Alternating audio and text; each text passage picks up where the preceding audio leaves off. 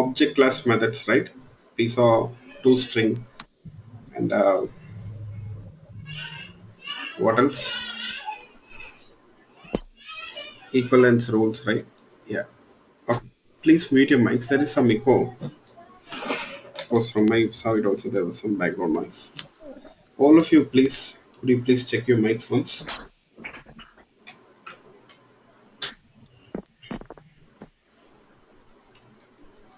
Please check your mics.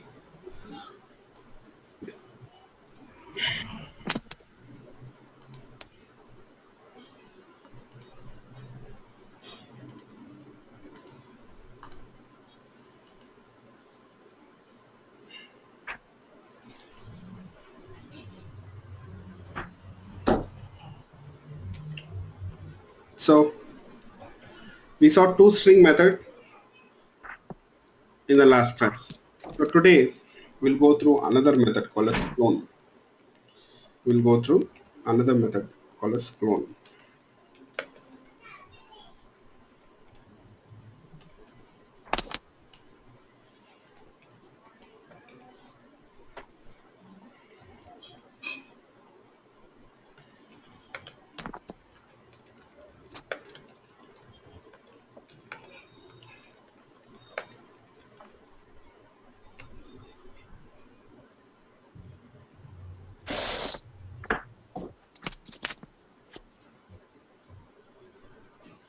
So you see, this is one more method, clone method in the object class.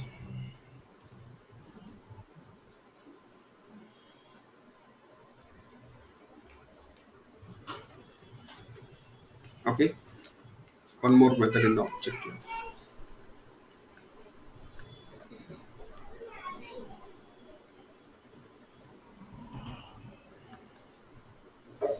So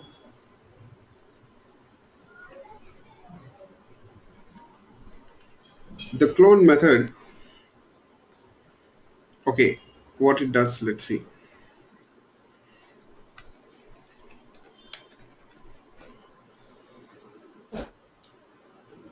We can use this clone method to clone an object, I can say. In order to clone an object, we use this method.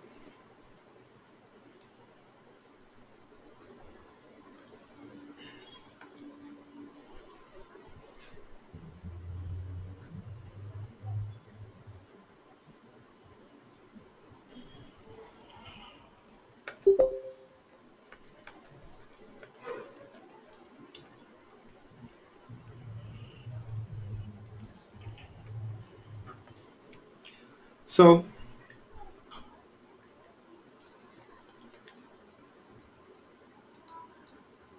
what do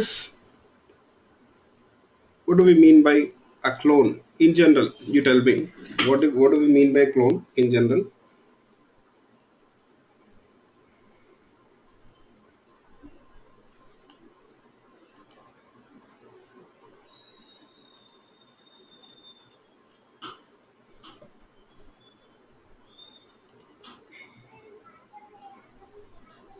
Clone means in general a duplicator, okay, or an exact copy of the original object, right? An exact copy or a duplicate, we can say a replica, an exact copy. So that is, yes, imitation, whatever you call it as. So you know what, here in Java we can create a clone for an object. It is possible to clone an object.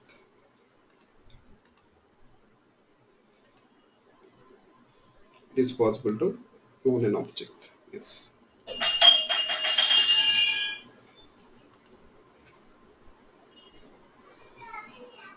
Okay. Yes. Let's see. So yes, with a object name, we don't have names for objects here, but I can say we got references for objects. Okay. will not have names for the objects, but instead will have references. You got the point? Reference is a kind of address for an object. Okay, so at the last, I'll talk about the need for cloning. Why we need to clone an object. We'll see. But before that, here, first of all, we'll learn how to clone an object. Okay, I'll teach you people how to clone an object.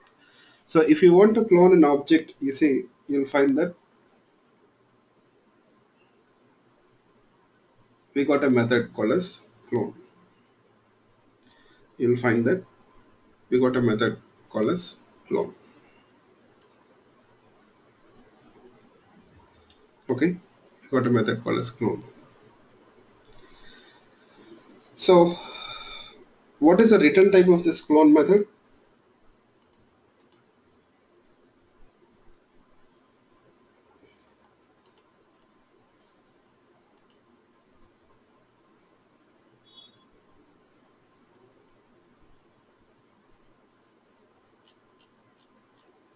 Object type. Object type. So always the return type of the clone method will be object type. That is what you see.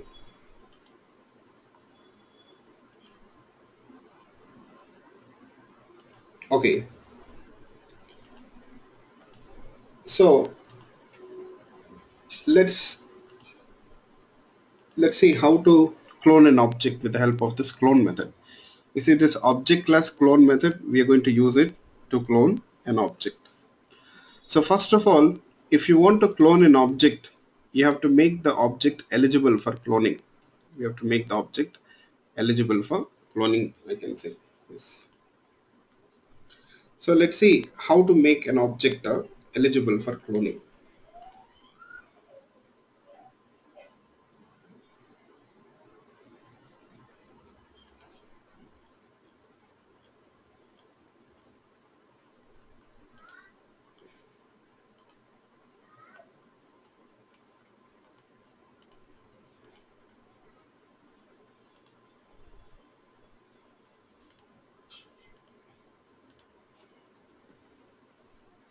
So first of all, in order to make an object eligible for cloning, in order to make an object eligible for cloning, you have to make the class implements clonable interface. We have to make the class implements clonable interface. Yes.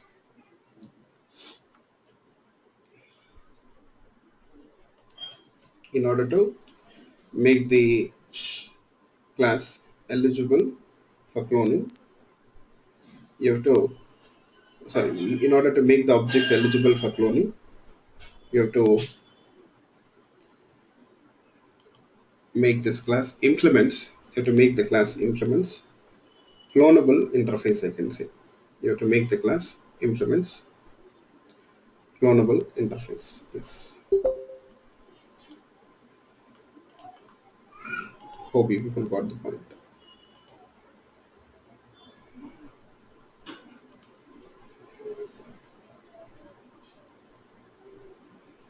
Okay. So generally, when we talk about an interface, what exactly will have in an interface? Yes. What exactly will have in an interface?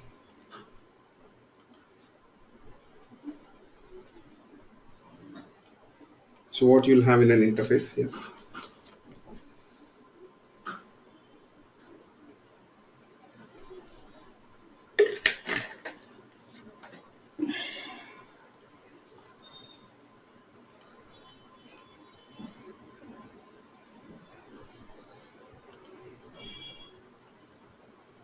You'll have abstract methods.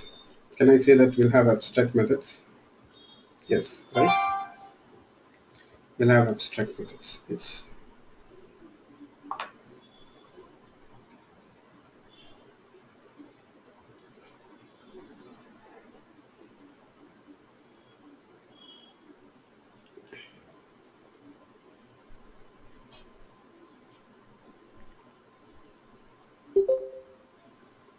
So, but you know what? In this interface, there are no abstract methods. In this interface, you'll find it's a blank method, I can say. You'll find that this interface is actually, I'm sorry, this interface is actually a blank interface. Yes.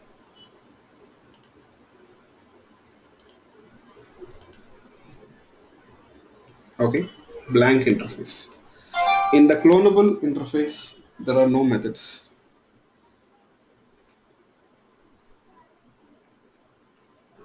In the clonable interface, there are no methods, I can say. Yes. In a clonable interface, there are no methods.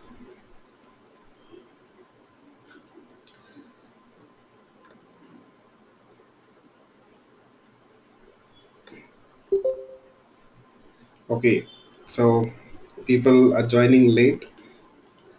So I request you people to please, all of you, join the class on time. Okay, so you will not miss the initial introduction to the topics. So please, I kindly request you people to make sure that you people are on time. Okay. So the other thing is now I'm actually talking about cloning an object. We can clone an object. You know what do we mean by cloning? Clone means a replica or exact copy of an object, right? So in the object class, we got a method called as clone, which is basically used for cloning. In the object class, we got a method called as clone, which is basically used for cloning. Yes. So, you know, in order to make the objects eligible for cloning, first of all, you have to make the class implements this clonable interface. You have to make the class implements clonable interface. You have to make the class implements clonable interface. So this clonable interface is in java.lang package, and in this interface there are no methods. It's a blank interface. Okay, so please make a note of it. Cloning an object, all of you. So in order to clone an object, so in the object class,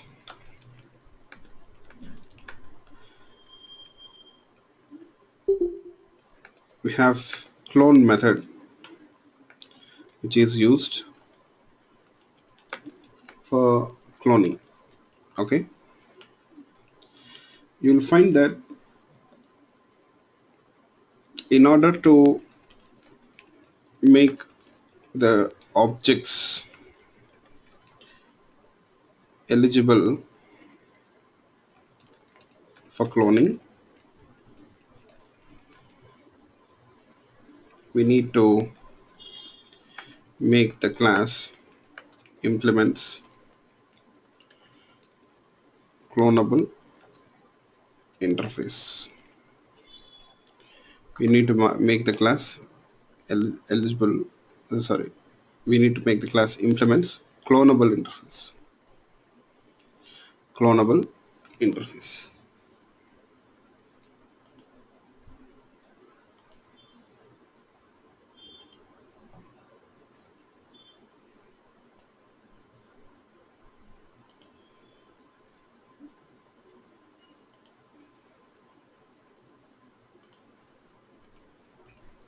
Okay.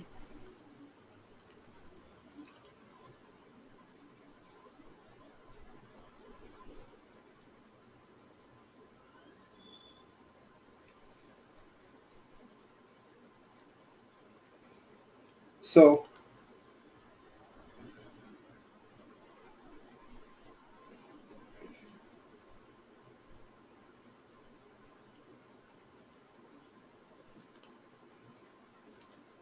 you know, clonable interface is a blank interface. It's a blank interface. What does that means? That means there are no methods defined in the interface. There are no methods defined in the interface.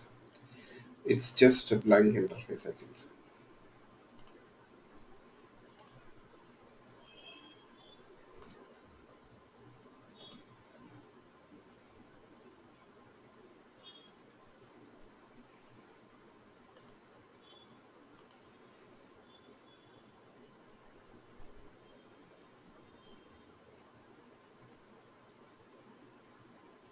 Okay.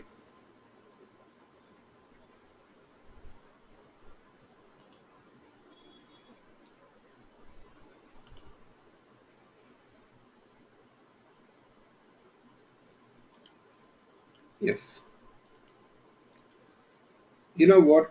Actually, this type of interfaces are actually called as marker or a tag interfaces. It's actually called as a marker or a tag interface. Yes.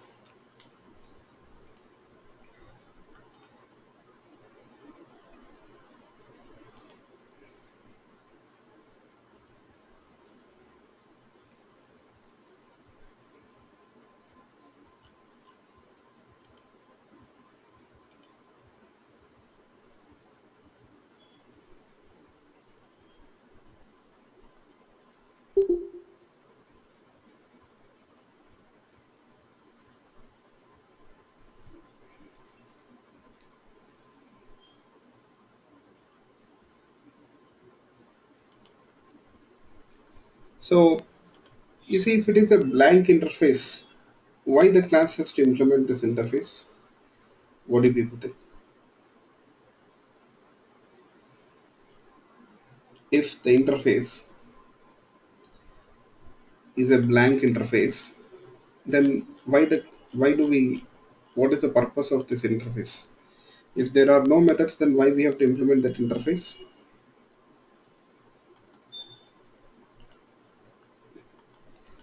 If there are no methods, then why we need to implement that interface? So hope you got the question, all of you.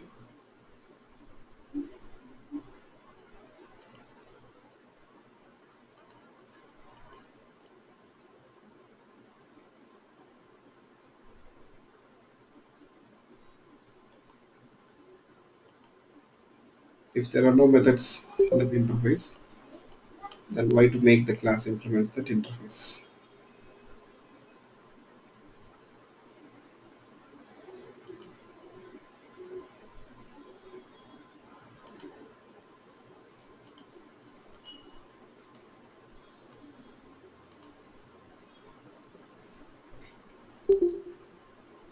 You know, this type of interfaces are actually called as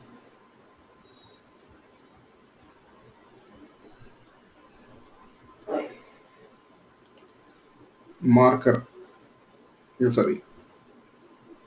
Okay, yeah.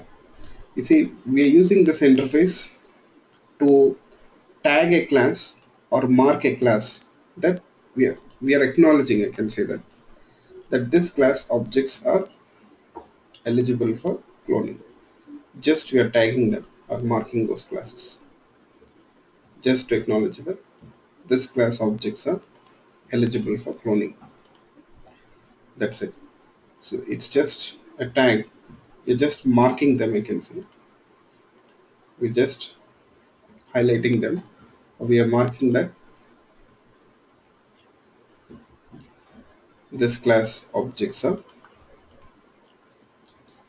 eligible for cloning. That's it. Okay, that is what we are doing.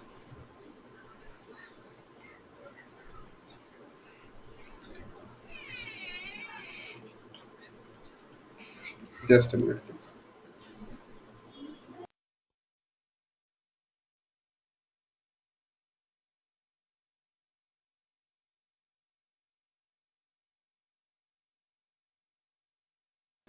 Yeah, I'm sorry. So hope you people got it. Okay. So we are just to highlight, to mark, to tag a class that this class objects are eligible for cloning, we do this. Just an acknowledgement, I can say, kind of acknowledgement. That's it. Okay. We don't have to implement any methods from this interface. Actually, in fact, there are no methods to implement. Yes. Now, I need your attention. So there is a small thing which we need to understand here.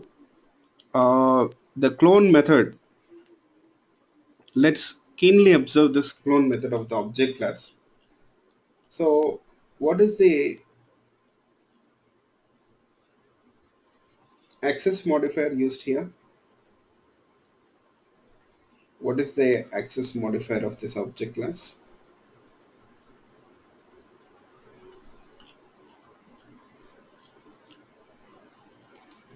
Protected, right? It is protected. Yes.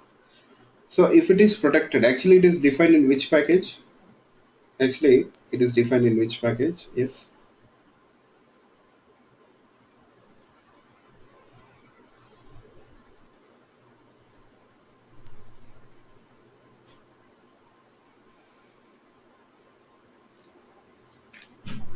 Yes.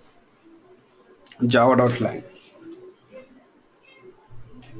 So what is the visibility of this method? What is the visibility of this protected method?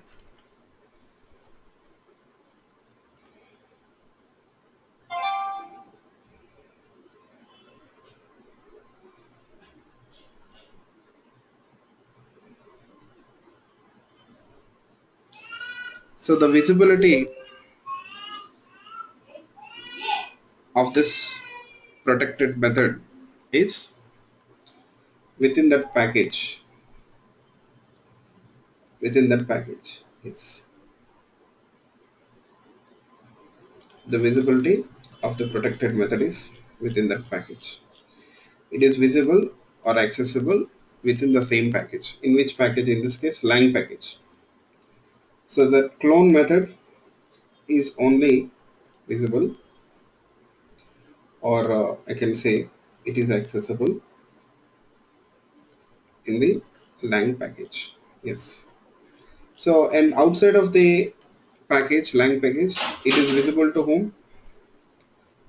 Outside of the lang package, it is only visible to the subclasses. It's protected. That is the visibility. You know that, right? Okay, fine. Now, you see, we have. I want to actually clone item class objects. Okay, so let me just take this item class. Okay, we'll create item class object.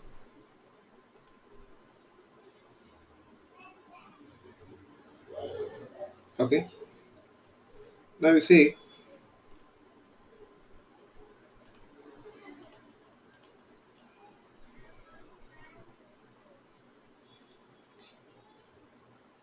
here the item class, it extends object class. You know that every class is a subclass of object class. So item class inherits that in the item class. Now can I say that we have clone method in the item class? Can I say that we have clone method? Yeah. Just a minute, please. Just a minute.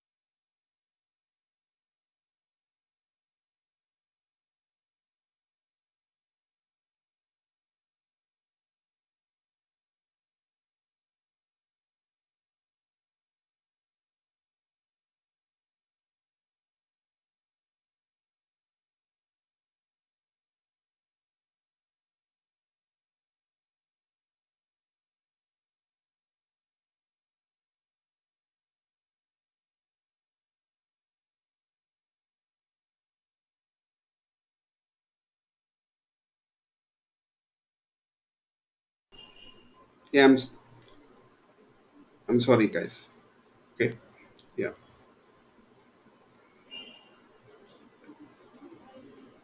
So now you see, I can say that in the item class we have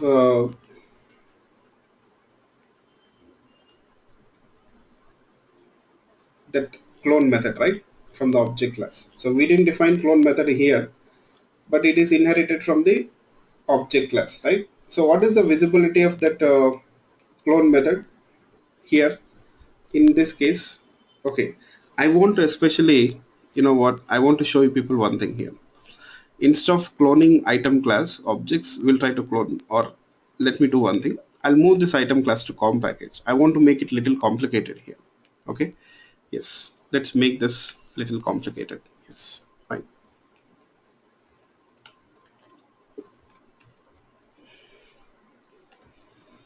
So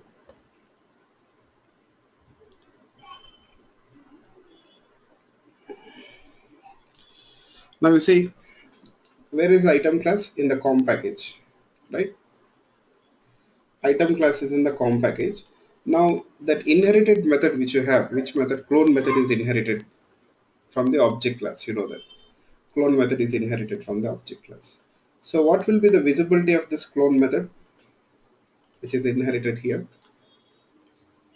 What will be the visibility of that inherited clone method here?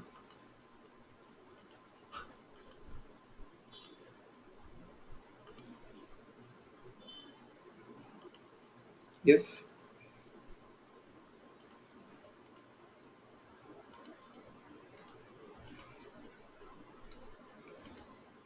No, no. That clone method, where it is visible, what is the visibility of that clone method? That's my question.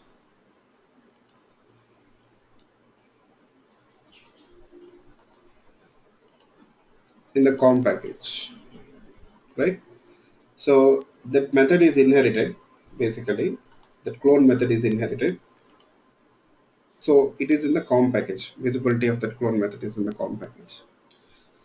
So that inherited method, you know, can we access that method here in the test class? Can we access that method in the test class? The inherited method, clone method, can we access it here in the test class? No. No, it is not possible. You got the point? It is not possible.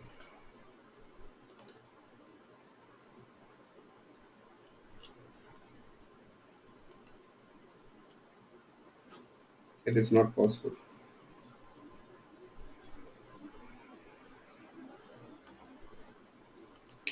So here,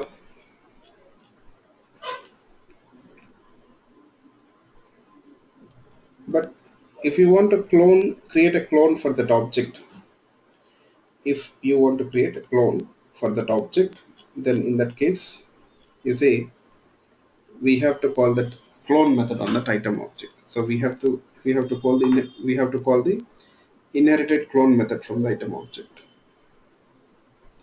We have to call the inherited clone method of the item object. You got the point, all of you? But that clone method is not visible here in the test class. Clone method is not visible in the test class. So what do people think? What are we supposed to do here? Yes. How can we access that clone method here?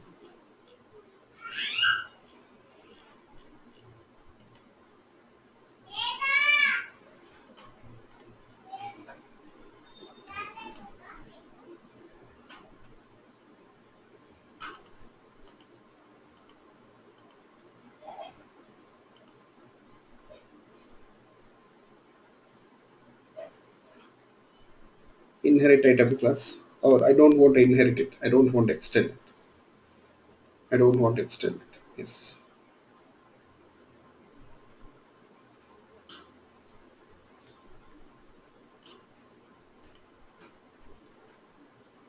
Okay.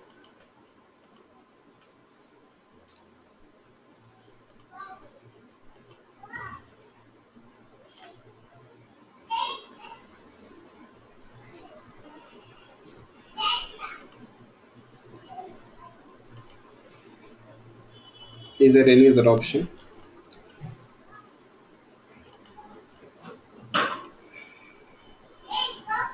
No, it's the issue with the visibility, right? It's nothing to do with casting here.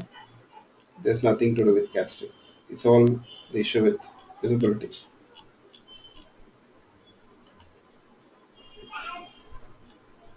Okay, so don't worry about the solution. First of all, is the problem clear for you people? The issue, is it clear for you people, all of you? Is the issue clear for you people, all of you?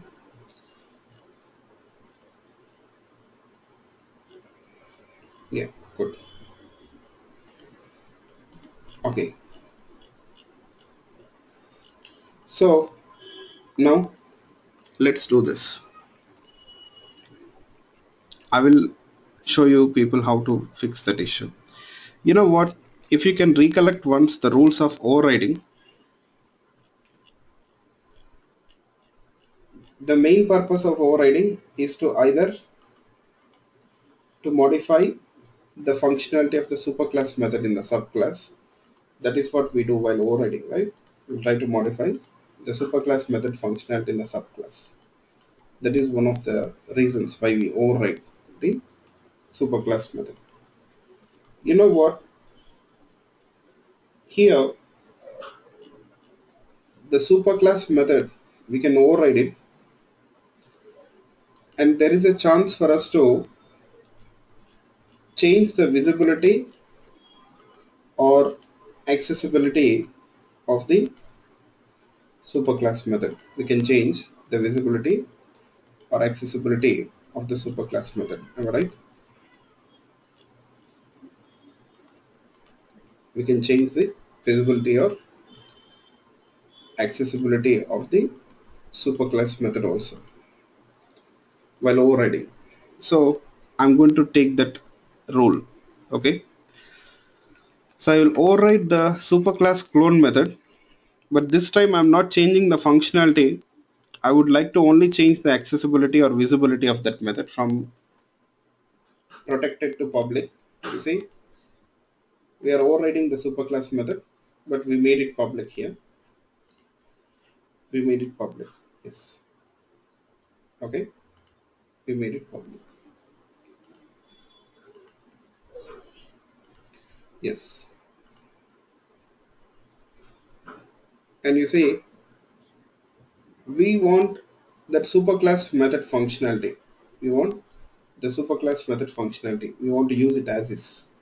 We want to make use of the superclass method functionality as is. So what I'm doing here, I'm calling that superclass method. You see, super.clone. So if you want to call the superclass method, then you'll use this keyword super. You'll use this keyword super here. That's it. So when the superclass method is called, it will simply create a clone for that object and returns the clone object reference. It creates a clone and returns that clone object reference. So we'll take that clone object reference and in turn we'll return it here from this method. So we are overriding, but in previous cases we used to override to change the functionality of the method, but this time we are only changing the visibility of that method. So we are actually using the superclass method functionality as is by calling the superclass method in the subclass. Yes. So is this clear for you people, all of you?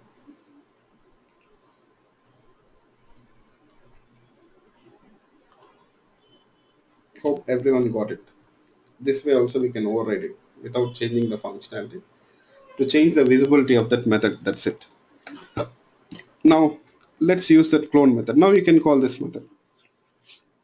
Now we are calling subclass method, subclass clone method, right? We are calling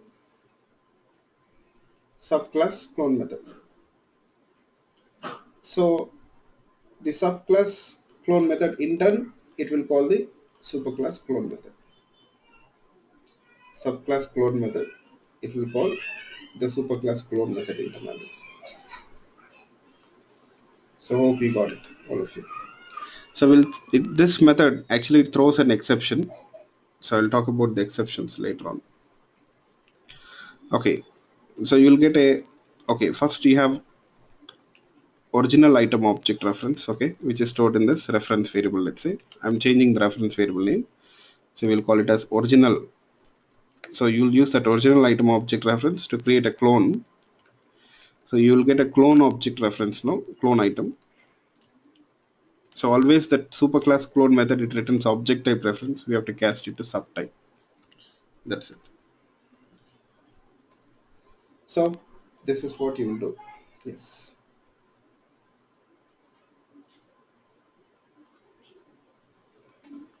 Okay. Now we got a clone for that object.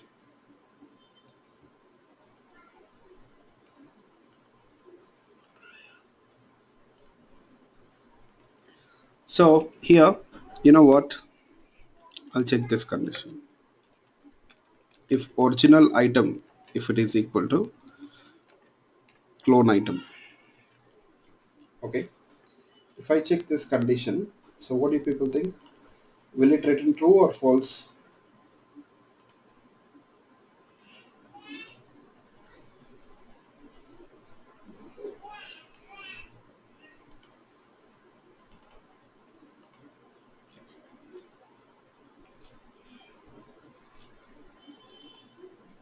Will it return true or false if I compare those references?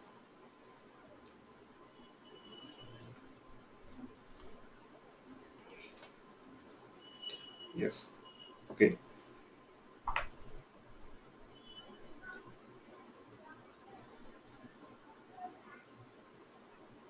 It should return false.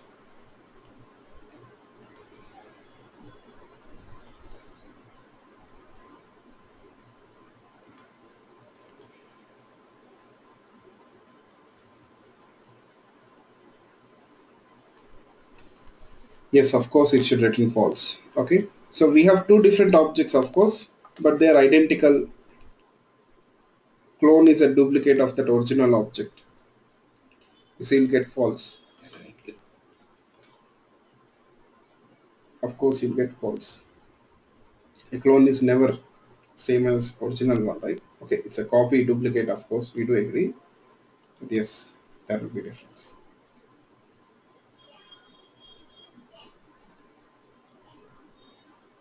Okay. Now, what if I do this?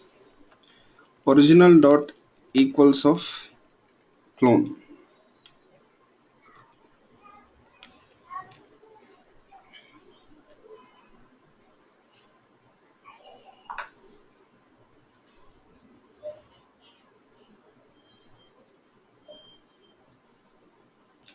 So will it return true or false? Okay, and it says true. True. Okay.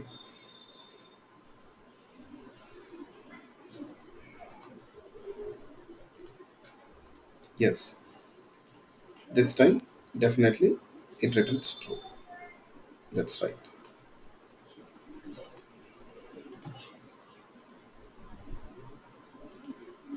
Hope everyone got it. So this way we can create a clone for an object. So this procedure of creating the clone for an object. So is it clear for everyone? So anyone got any questions in this regard, please let me know.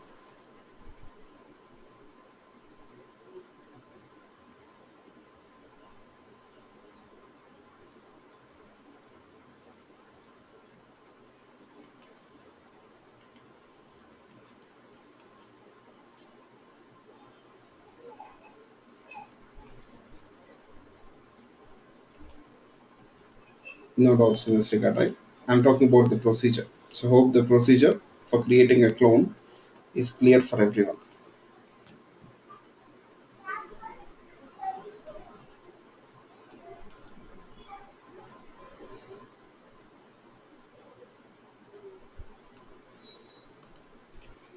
Now I have a question for you people. So what is the purpose of creating a clone? Why do we need to create a clone for an object? Why do we need to create a clone? What is the purpose of a clone?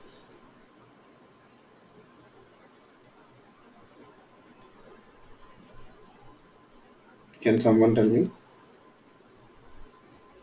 What is the use of creating a clone for an object?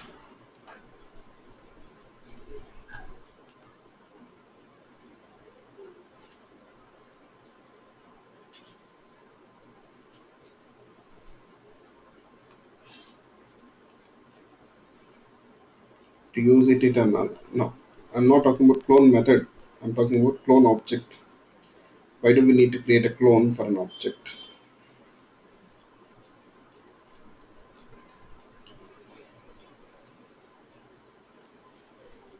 You know, I can say that clone, you can you can think of it as a kind of a backup. So by creating a clone, so maintaining a backup for that object, I can say. So backup,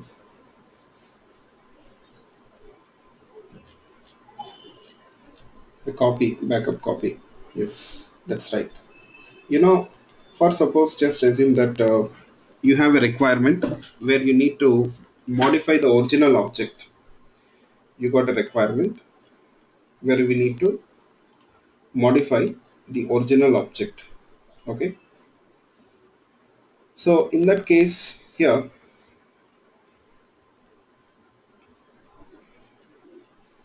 if you don't clone this object, if you, let's say if you didn't clone this object and you have done the modifications to that object, you have modified that object, you made some changes to that object, you don't have any clone for that object, let's say, then after modifying the state of that object, after you're done modifying that object, you know what, let's say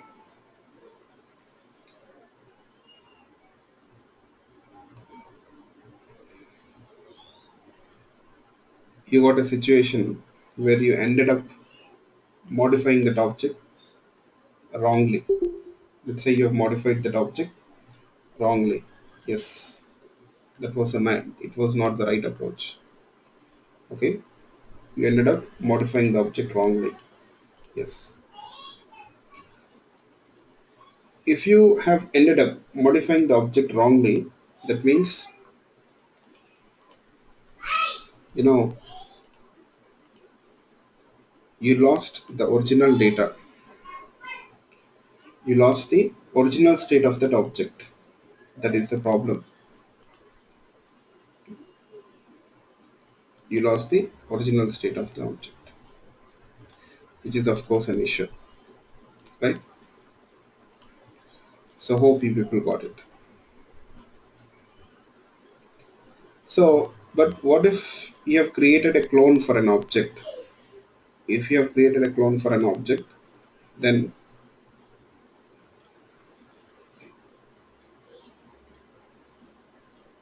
you know,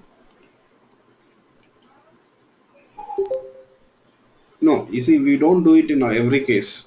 We don't create a clone for every object. Okay, only few important objects, very important. Only for those objects you may need to do that. For not, we don't create a clone for every object. So what if you see, if you have created a clone for that object, and you see if you have modified that object, then you have a copy of that object, right? A replica of that object. So if you ended up modifying that object wrongly, so you don't need to worry about it because we have a clone, a backup copy of that object. Yes, so that is the purpose of cloning. Yes. So is it clear for everyone?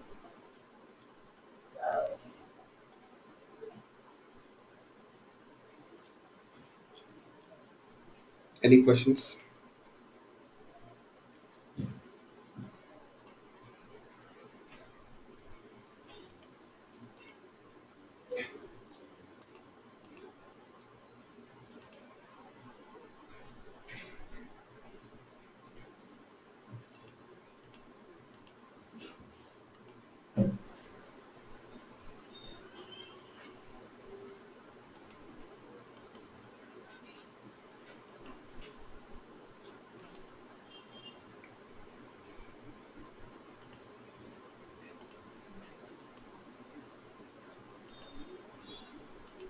Okay, good.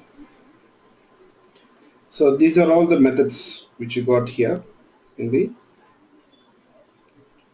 object class, which we can discuss. Now later on we'll discuss about the remaining methods, rest of the methods. I can't talk about the other methods, okay? So at appropriate time I'll discuss about the rest of the methods here. Okay. So we have methods like hash code, equals, clone. So all these methods I'll talk about it later on. We'll discuss about it later. Yes. Okay.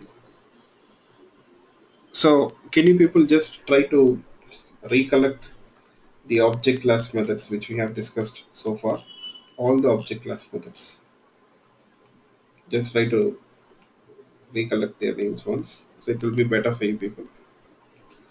So what are the object class methods which is on?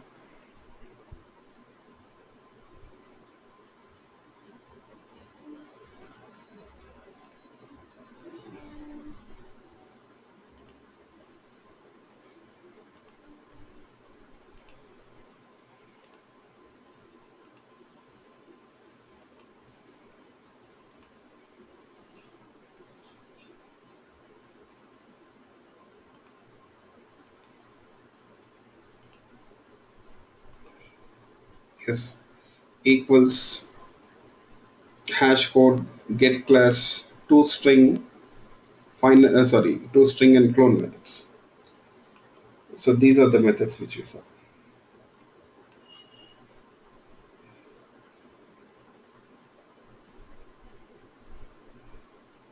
Okay. Now let's move on. The next topic which I'm going to talk about here is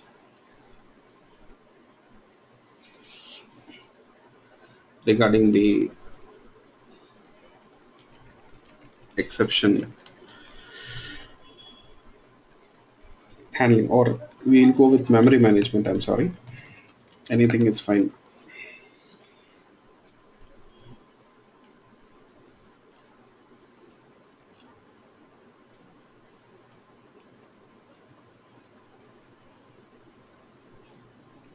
So what is this memory management?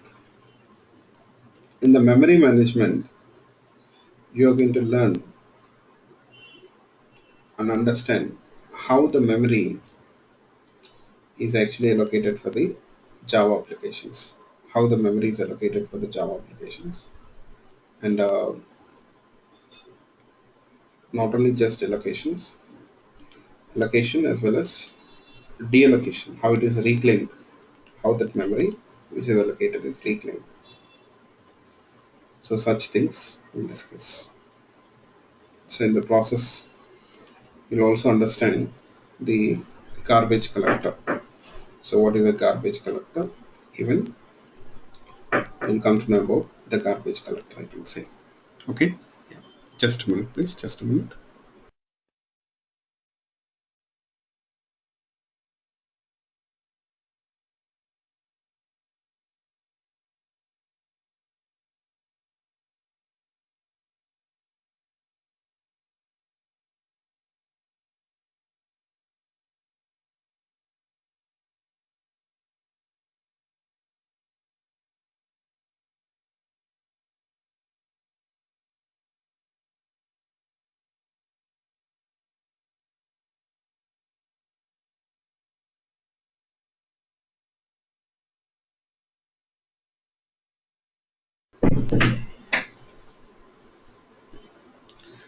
Sorry.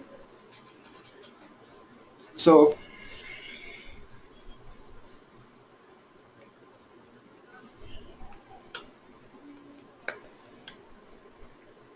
here,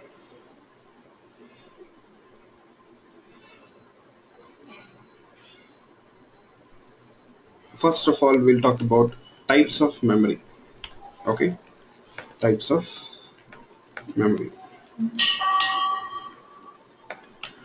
So what are the different types of memory which is used here in the Java applications? Let's see. Heap, stack memory, we got method area and string constant hold.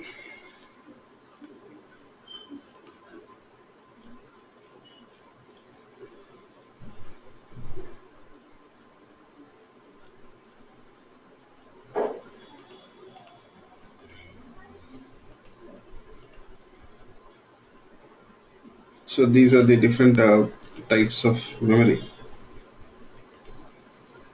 which is used in the Java application.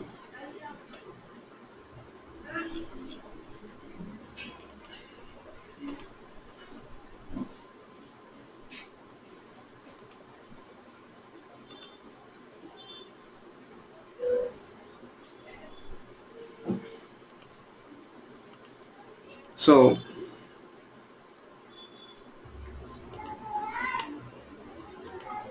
you have, first we'll start with heap memory.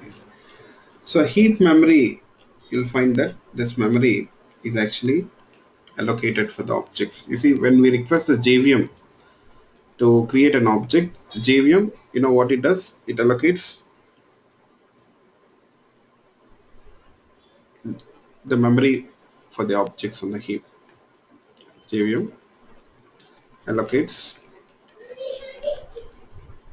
the memory for the objects on the heap. So that means your objects, they live on the heap memory. Your objects, they live on the heap memory, I can say.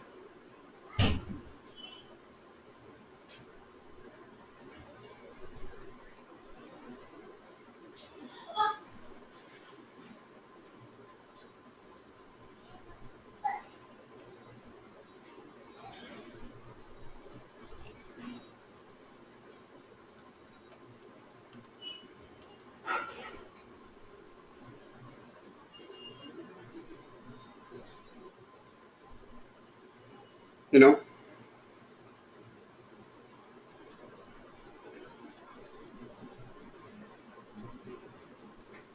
the new operator which we use to request the JVM to create an object. Always when we use the new operator, you'll find that. So the memory, we are using the new operator to request the JVM to allocate the memory on the heap itself, I can say. To request the JVM to allocate the memory on the heap. Yes.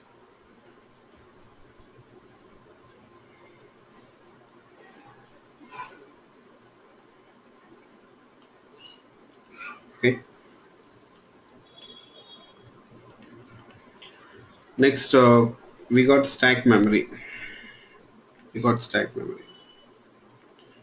So when we talk about stack memory, the memory for the methods is allocated on the stack. Memory for the methods is allocated on the stack. That's it. The memory for the methods is allocated on the stack, I can say. Yes. So just a minute, please. Just a minute.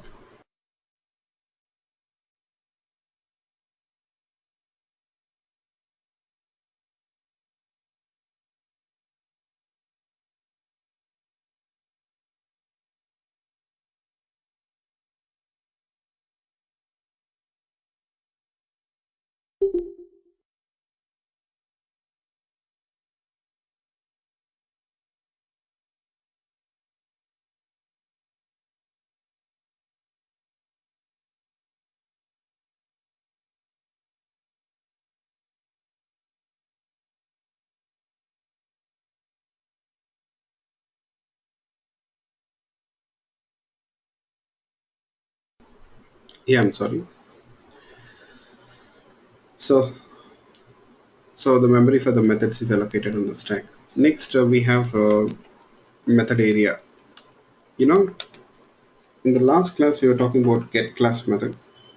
And at that time, we have discussed about class loader. So what exactly the class loader does?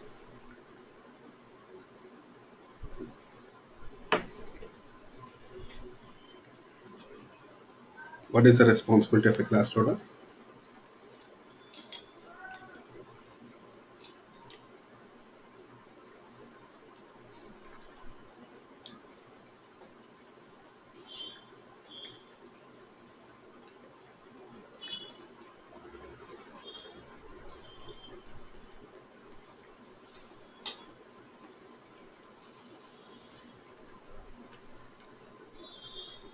I said it loads the class into the memory, right?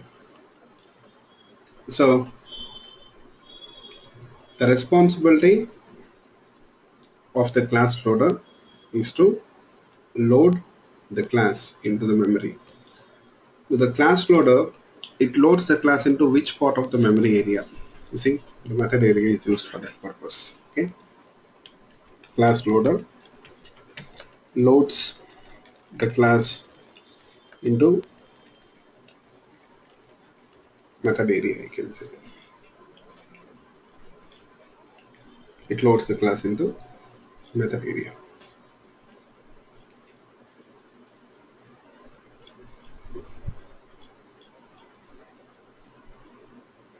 You know what? The memory for the static variables is also allocated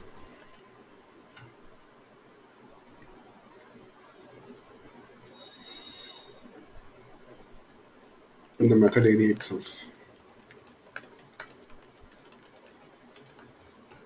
The memory for the static variables is also allocated in the method area.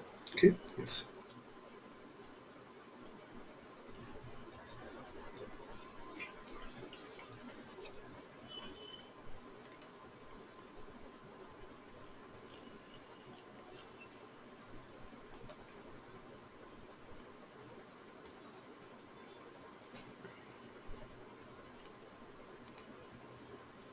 Okay, next we got string constant pool. The memory for the string objects is allocated in the string constant pool. The memory for the objects is allocated in the string constant pool. Yes.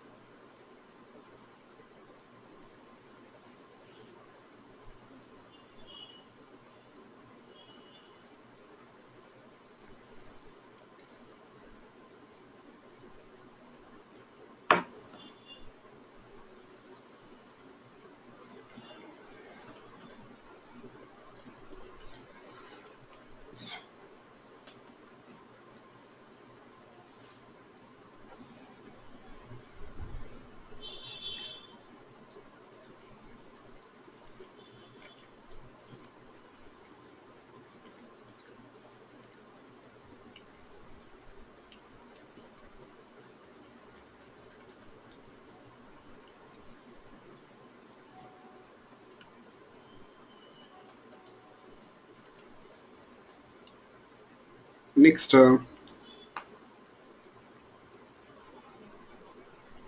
now we'll take an example to make you people understand, you know, how the memory is allocated. I'll demonstrate it with an example here. I'll define another class called a sample class. I'll add a main method here.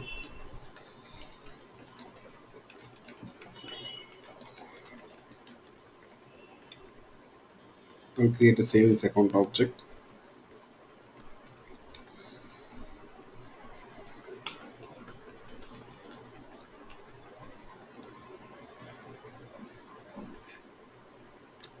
So this is what I'll do.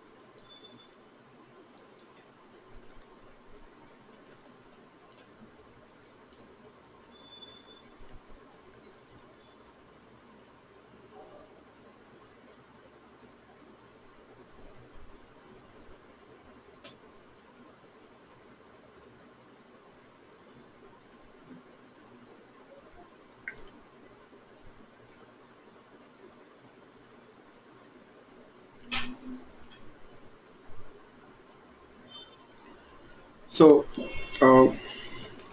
I'll also add the statement.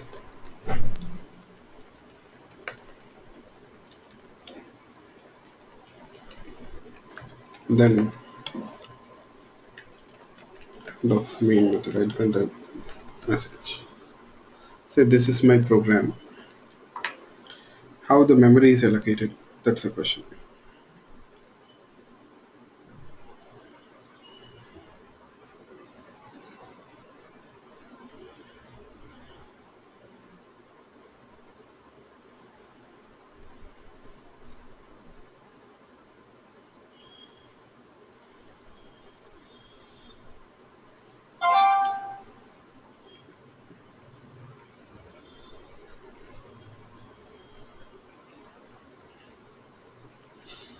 Now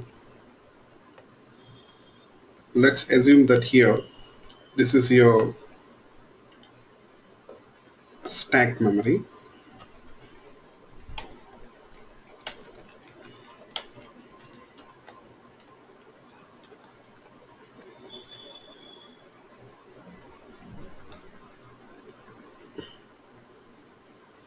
This is your string constant. Sorry, heap memory. Okay. So this is what we have, let's say. Now, if I run this code, if I run this class, you know that the program, it starts execution from the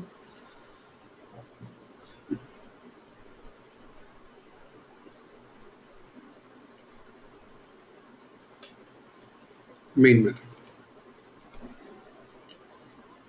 It starts execution from the main method. So whenever that method starts execution, whenever that method is invoked, internally JVM is going to call this method. It will execute the instructions which you have here, right? Yes. So when this method is invoked,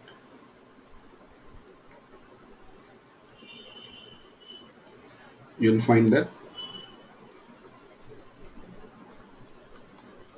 first of all, the memory for this method is allocated. So where exactly the memory for this method is allocated?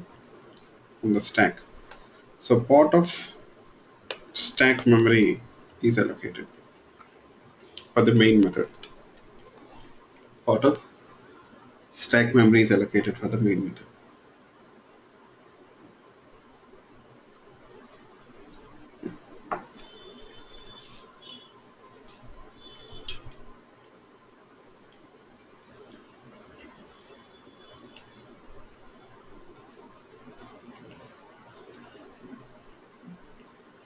That is what happens. Next, now the instructions in the main method will be executed. So the first instruction, the first line which you got here is the variable. You see this variable, I can say that it is a local variable. Actually, the variables which we declare inside the class, they are known as local variables. We call them as, sorry, the variables which we declare inside the method. Whatever the variables which you got inside the method, they are basically called as local variables. We call them as local variables. So now I is a local variable. It's an integer variable, of course, but I is also a local variable, I can say. So where exactly the memory for this variable I is allocated? Where exactly the memory for this variable I is allocated? So the memory for this variable I, it is allocated, yes, on the stack. So that too, part of the stack memory which is allocated for the main method will be used. Okay, part of the stack memory which is allocated for the main method will be used to allocate the memory for that local variable. You see, this is what happens. So local variable now, so it lives on the heap memory. the memory for that local variable is allocated as part of that stack itself. It's part of the stack memory allocated for the main method, I can say. It's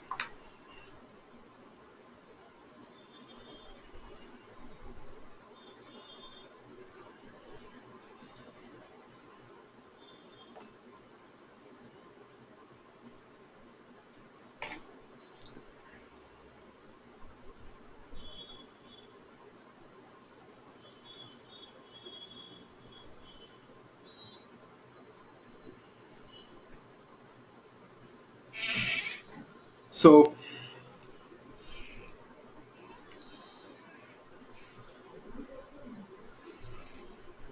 next you see we got object creation statement. We have object creation statement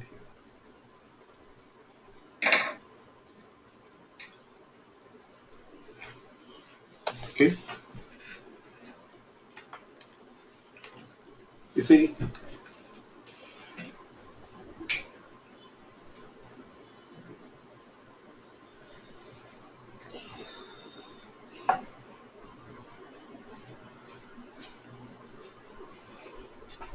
as part of the object creation statement, first of all, we got a reference variable which is declared here, right? Account is a reference variable. Always as part of that object creation statement, you'll find that the memory for the reference variable is allocated. Yes. The memory for the reference variable is allocated. Yes.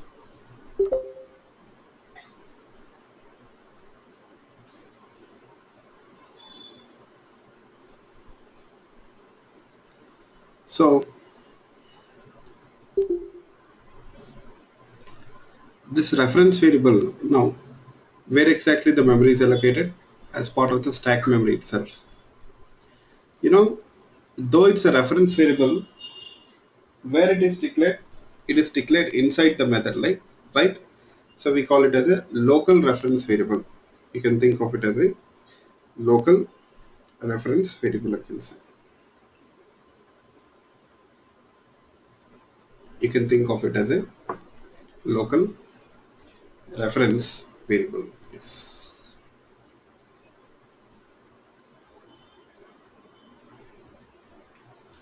Local reference variable. So this variable, for the memory for this variable, where it is allocated, it's a local variable. So the memory will be allocated as part of that stack memory, which is allocated for the main method. The memory is allocated as part of the stack memory, which is allocated for the main method.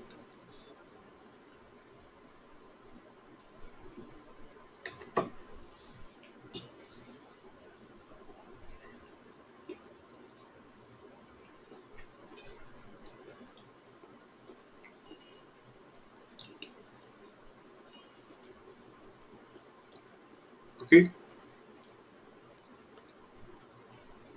Now you see, JVM comes across this new operator.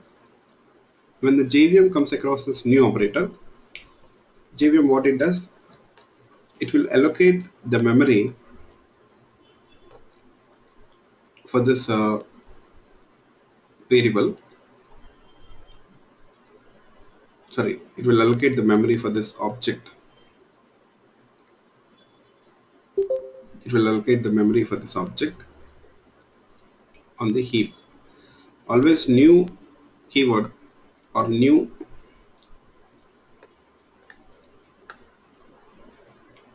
operator is used to request the JVM to allocate the memory or to create an object, right? So immediately the memory for that object is allocated on the heap. The memory for that object is allocated on the heap. And as part of that heap memory, you'll find that the memory for this non-static variables or instance variables is allocated. We got instance variables, right? So the memory for all these instance variables is allocated as part of that object itself. As I told you people, instance variables, always every object will have a copy of instance variable, right? Yeah.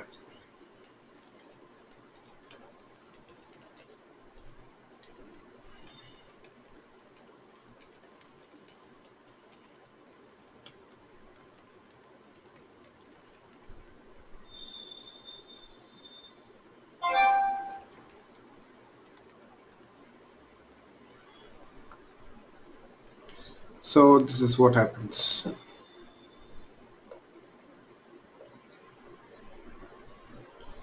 So after that object is created, the reference of that object will be stored in this reference variable, which is on the stack. You see, the reference variable, it is on the stack. Okay, you'll find that the reference variable is on the stack.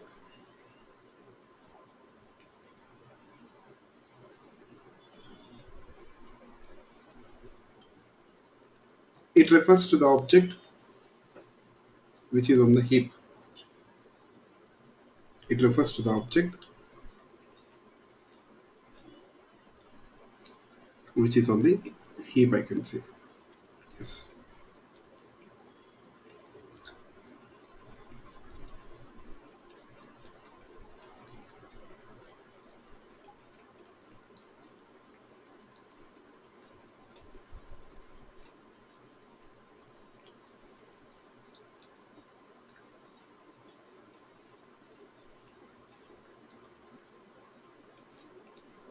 Okay.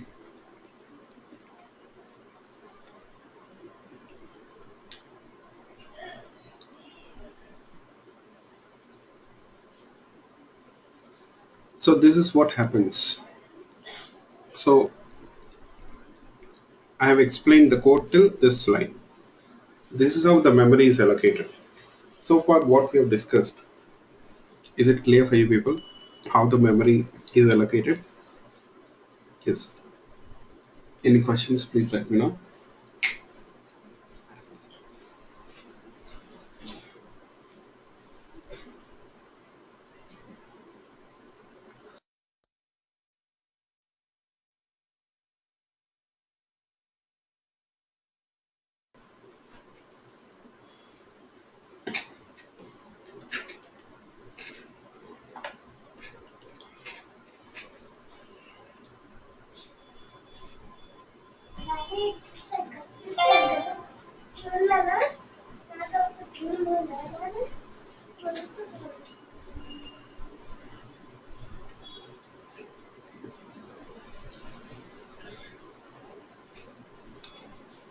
Okay, good. Hope you people got it. Now, you see, again, this statement executes.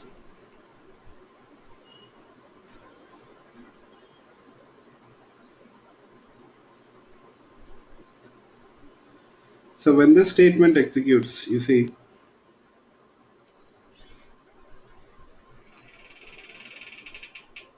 you'll find that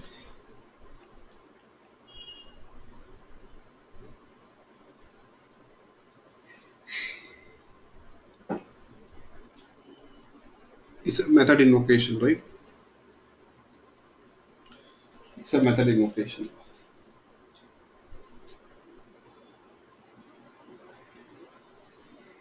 So when this method is invoked, immediately the memory for that method is allocated. But before that, I have a question for you people. You see, in the main method, we have a call to the withdraw method. Of course, withdraw method will start execution. But when withdraw method is executing, what happens to the main method? When withdraw method is executing, what happens to the main method?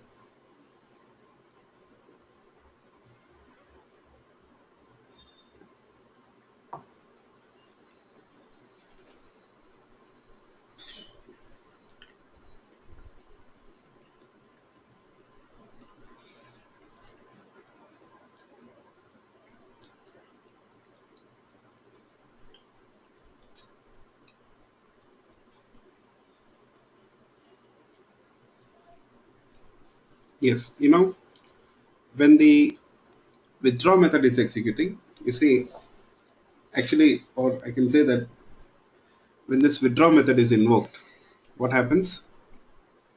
You'll find that the control will be transferred from the withdraw, so from the main method to the withdraw method. So withdraw method will start execution. So meanwhile, the main method will simply wait for the withdraw method to finish execution. So only after the withdraw method finishes execution, the main method will resume the execution, I can say. So withdraw method, once it finishes execution, it will return the control back to the main method. It will return the control back to the main method.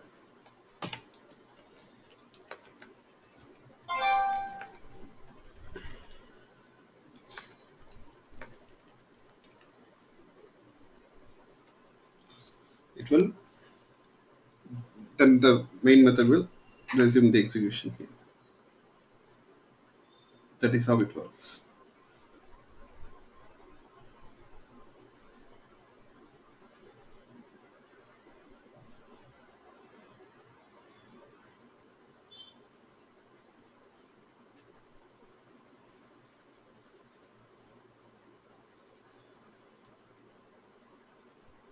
Okay, so when the withdraw method is invoked, first of all, the memory for the withdraw method is allocated exactly on top of main method. You see, it's a stack memory, right? In the stack memory, the elements are placed one on top of the other. In the stack memory, the elements are placed on one on top of the other. Okay, yes.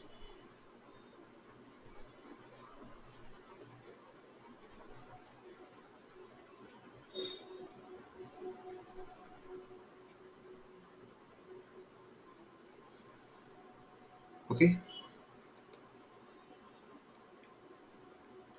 yep. Now you see, if there are any local variables declared in the withdraw method, if there are any local variables declared in the withdraw method,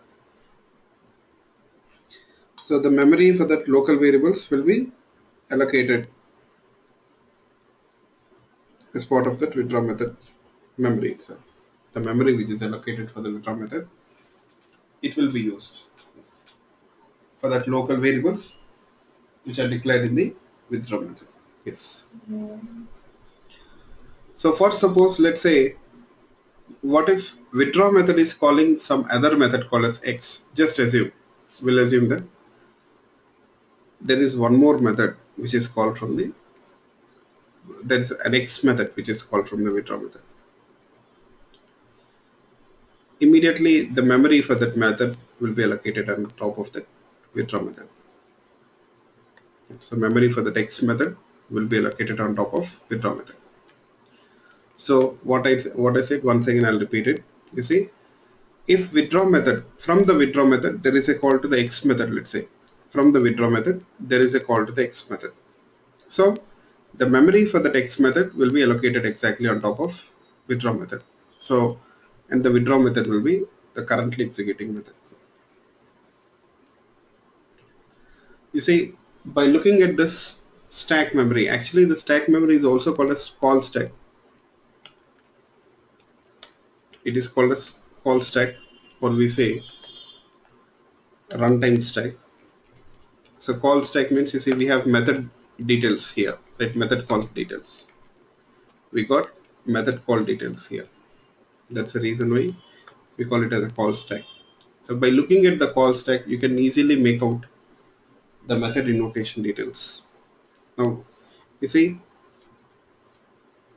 which method is currently executing? Which method is currently executing?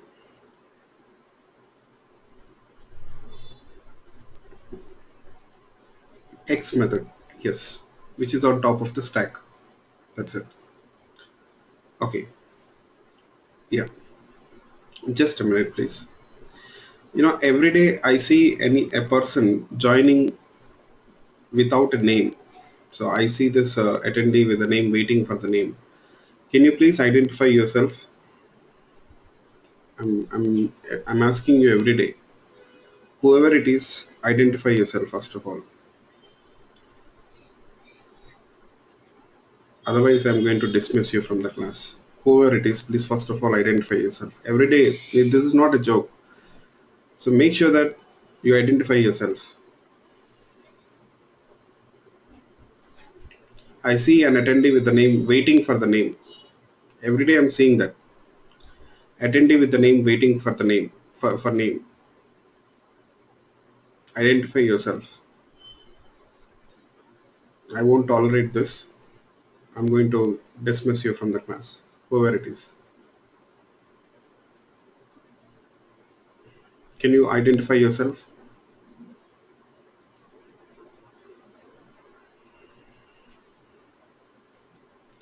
Okay, Surya. Surya Prasanna. So you are joining with that.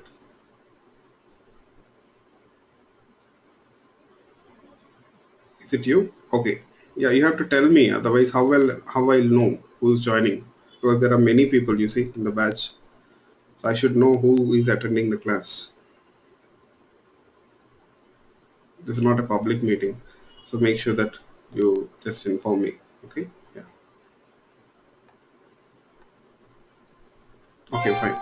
Anyone, please make sure that you inform me whenever you're joining with some other ID or with some other name. Yeah.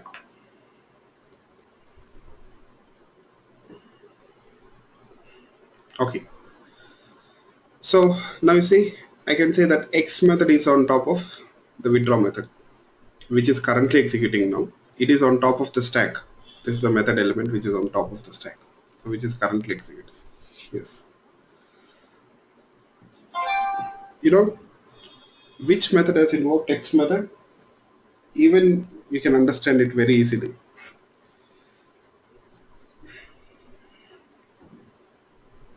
You see, the withdraw method is invoking that X method. It is calling the X method. Withdraw method is calling X method, I can say.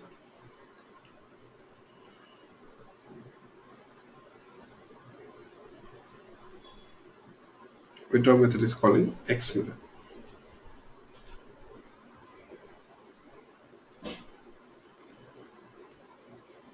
And withdraw method is invoked by main method. These are the method called it is. Okay.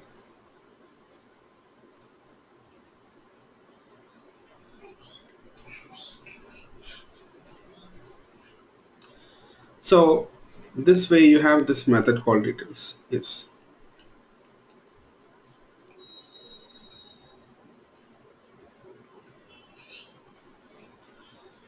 Fine. Once the withdraw method finishes execution, you'll find that the memory which is allocated for the withdraw method will be deallocated. And then the control is returned back to the withdraw method. Once the X method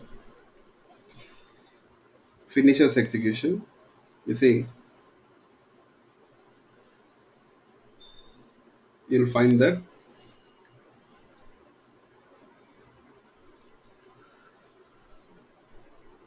the control is returned back to the withdraw method.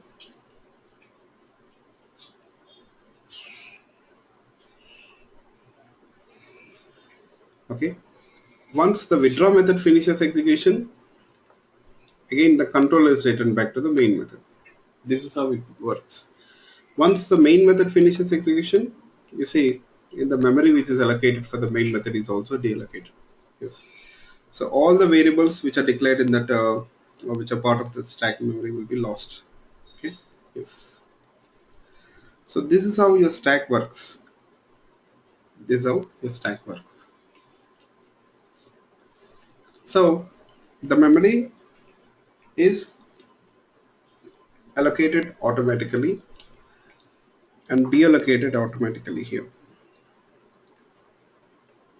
the memory allocation is done automatically. Yes.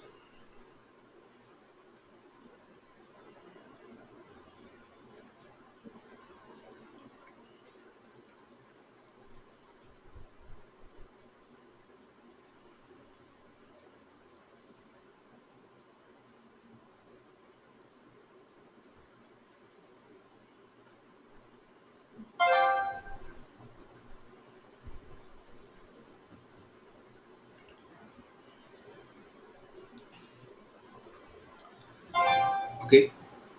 So we don't have to manage the stack memory, I can say. We don't need to manage the stack memory. Okay.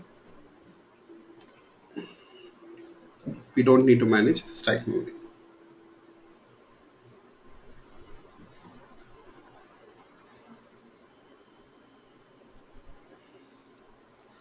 So it is the memory is automatically allocated and deallocated. That's it. The memory is automatically allocated and deallocated. How about heap memory? We'll see. Okay. Just a minute, please. I'm sorry. Just a minute.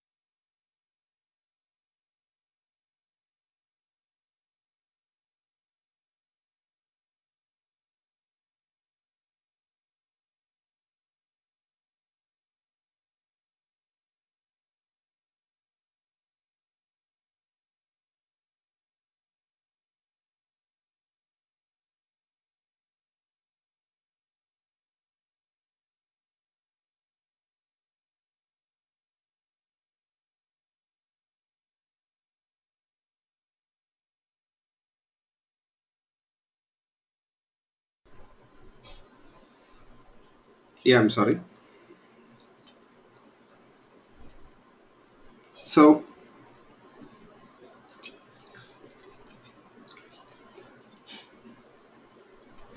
yeah. So the stack memory, we don't need to manage it, right? We have to only manage heap memory. Heap memory, how we, I'll tell you why. Stack memory is automatically managed. We don't have to worry about it. When it comes to heap, you see, we explicitly place the request for the memory allocation, right? How will you place the request to allocate the memory on the heap? You know that we use new keyword, or we use new operator for that purpose. We use new keyword or new operator. That is how it works.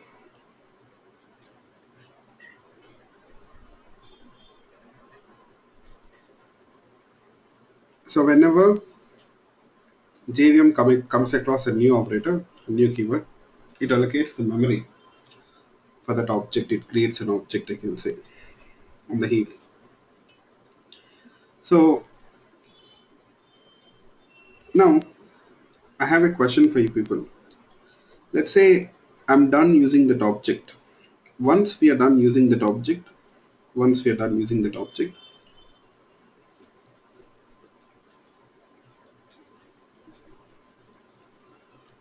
Is there any option, is there any other operator similar to new to request the JVM to deallocate the memory? Is there any option to request the JVM to deallocate the memory? What do you people think?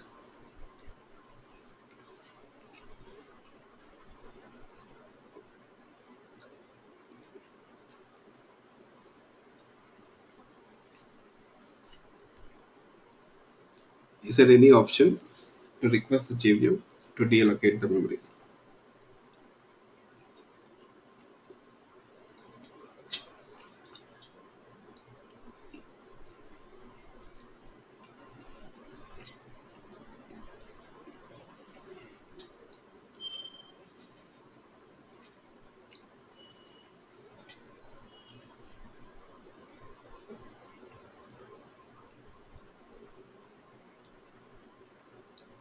Can we ask the JVM to deallocate the memory for that object?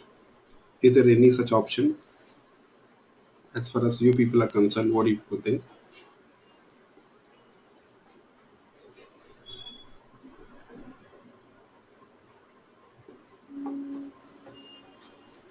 How?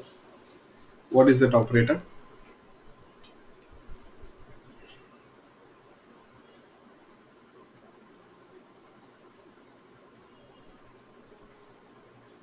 No. Garbage collection is not an operator.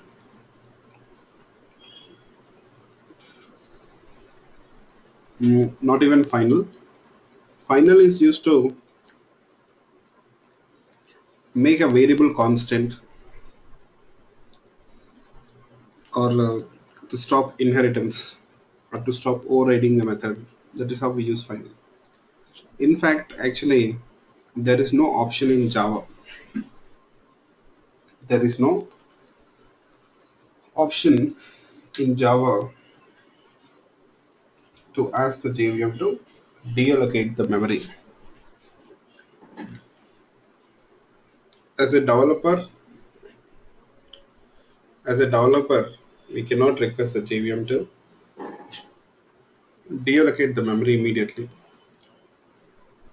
There is no such option. In Java,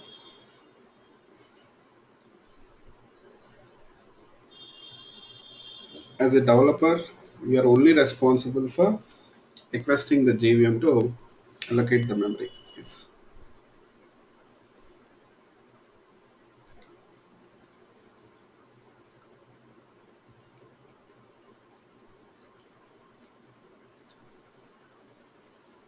Okay.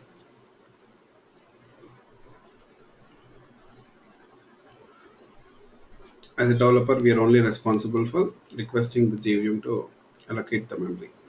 Deallocation is not possible. Deallocation of the memory is taken care by the JVM. Here, this is where your garbage collector comes into the picture. We got something called as garbage collector.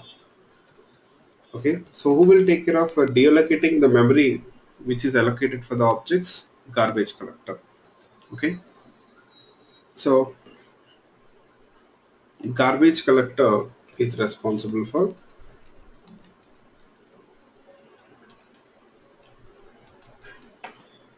deallocating the memory which is allocated for the objects.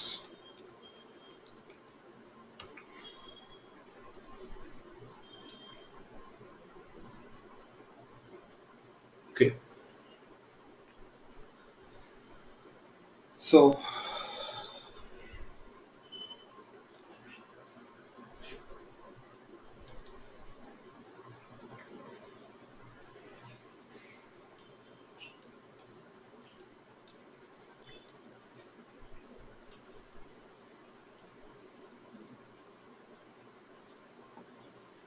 but when exactly the garbage collector is going to reclaim the memory or deallocate the memory?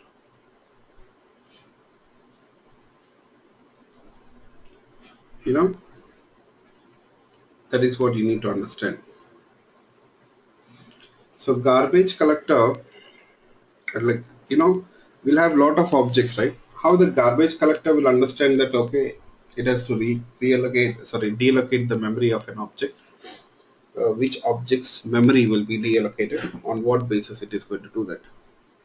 So garbage collector, what it does is, garbage collector GC will deallocate deallocate the memory of those objects which are not reachable or which are not accessible.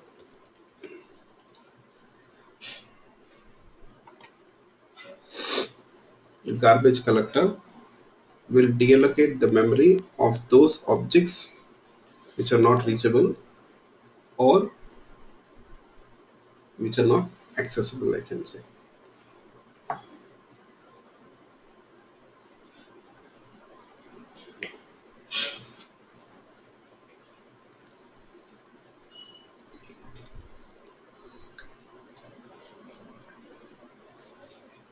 Okay.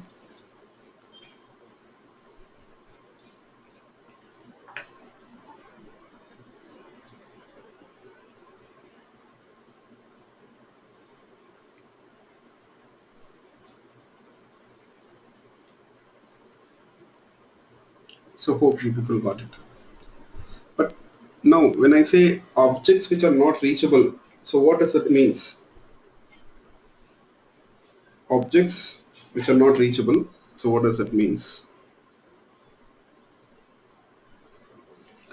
When I say objects are not reachable, let's see.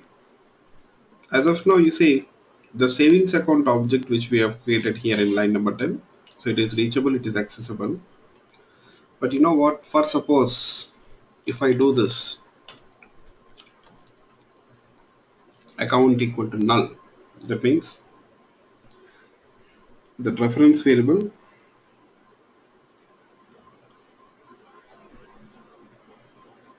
it is not referring to any object, right? So this is, now that object has become unreachable, I can say. Just a second, just a minute, please, just a minute.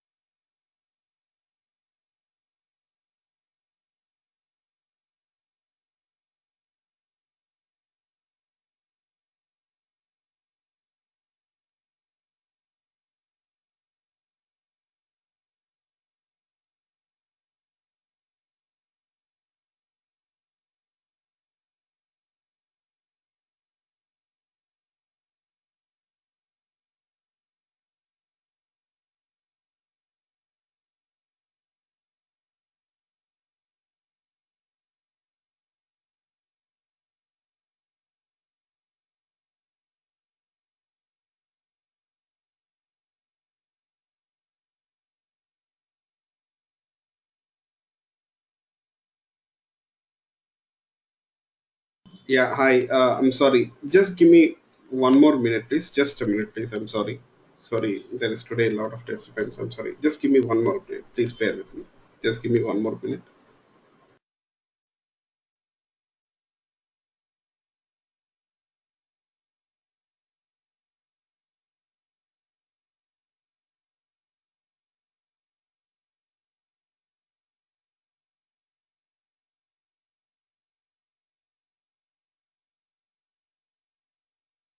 Okay, I'm sorry. I guess I didn't take 1 minute. Okay, sorry. There's a small issue so related to there is an urgent issue. I'm sorry. So, okay, what I was talking about, yes, we have nullified the reference here. So, null means what? Earlier we were talking about it. Null means nothing. Null means nothing. Okay. So, here, you know, as of now, if we assign null, that means that account variable is not referring to that object anymore, which we have created in line number 10. We have created an object in line number 10, right? So now this account reference variable is not referring to this object which you have created in line number 10 now, where here it loses that reference. So that means now here this is what happens.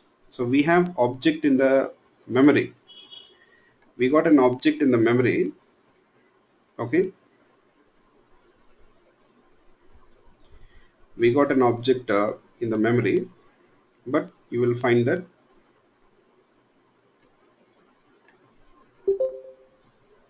but you will find that object has got no reference. It is unreachable. You see, that account reference variable is not referring to that object. That account reference variable is not referring to that object, I can say. That account reference variable is not referring to that object.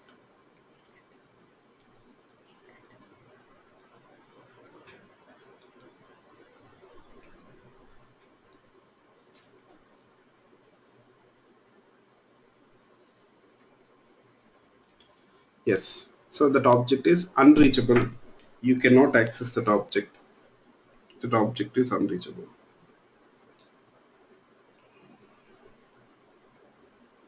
So, garbage collector will identify this type of objects which are not reachable, which are not accessible, and it will simply deallocate the memory which is allocated for these objects. You see, because the object is not reachable, it is of no use, right? Yes, it's of no use. Yeah.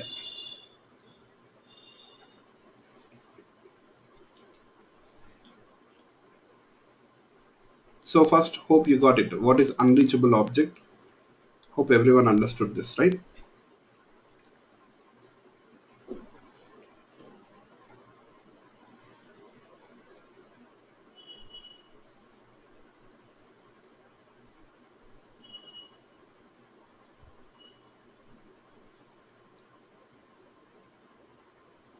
Okay, just a second. Just a second.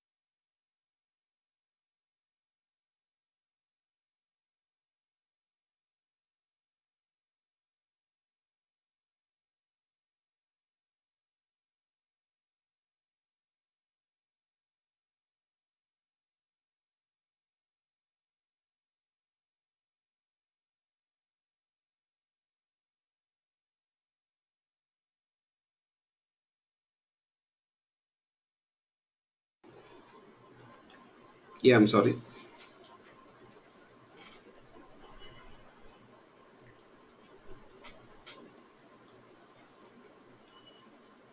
So I have a question for you people. I said garbage collector will reclaim the memory of those objects which are not reachable. Okay, yes. So here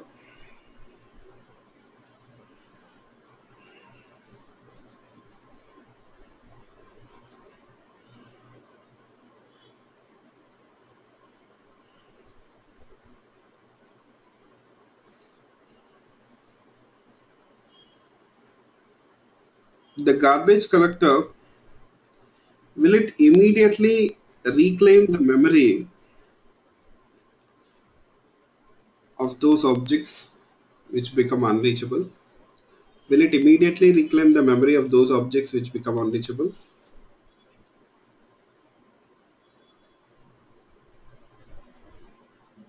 Garbage collector, will it immediately reclaim the memory of those objects which become unreachable?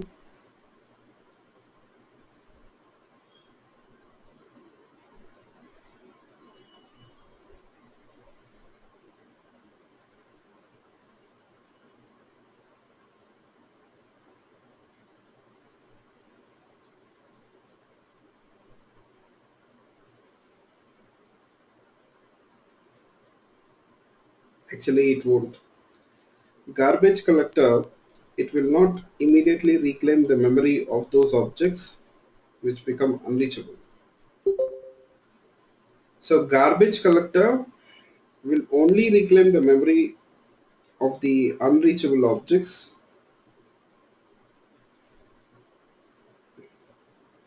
when the JVM instructs it to do so. JVM has to invoke the garbage collector. JVM should instruct the garbage collector to reclaim the memory of the objects.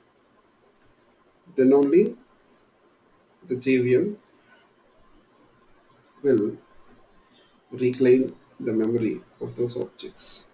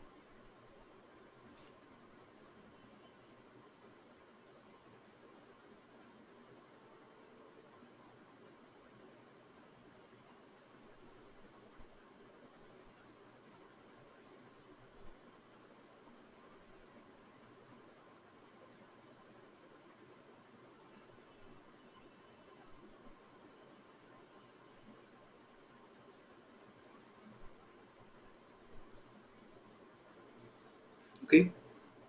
When the JVM will instruct the garbage collector to clean up the memory, what do people think?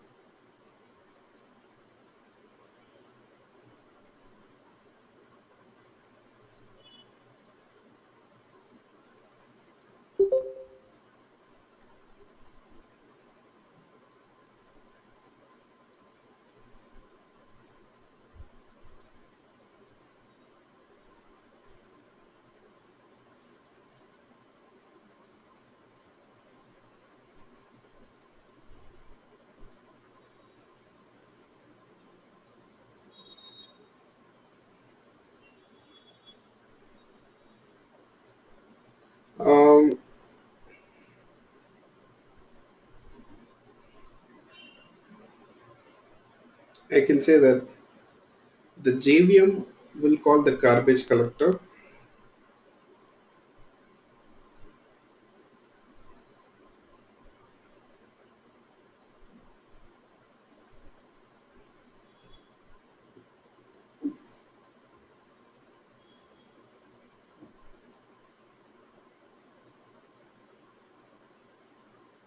when the JVM it finds that there is a memory crunch or shortage of memory. Okay, the JVM when it finds that there is shortage of memory or there is memory crunch, then it will call the garbage collector. Okay,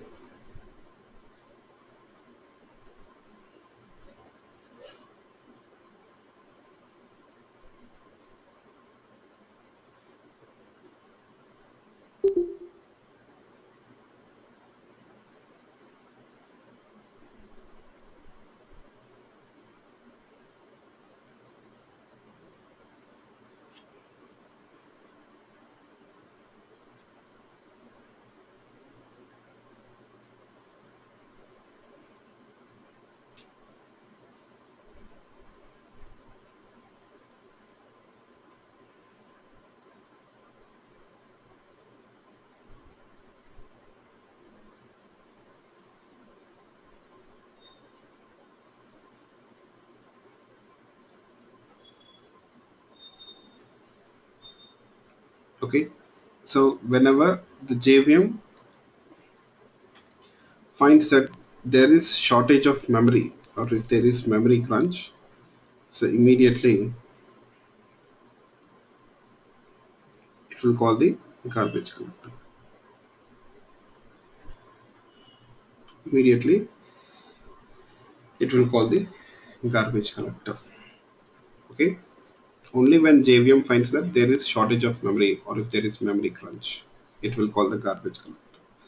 So the garbage collector will not immediately reclaim the memory of an object which becomes unreachable. Okay, you can make a note of this point also.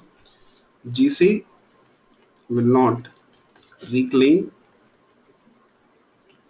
the memory of the object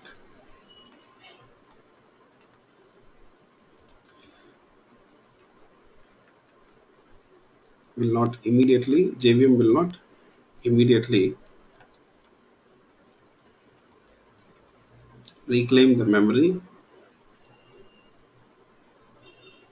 of the object once it becomes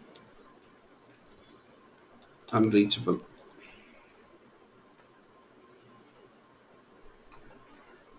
So the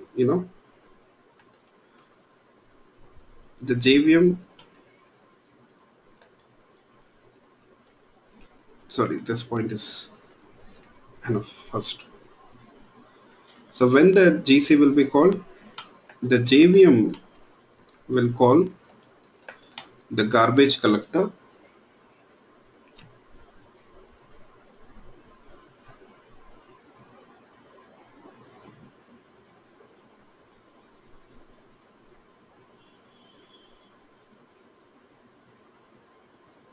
JVM will call the garbage collector when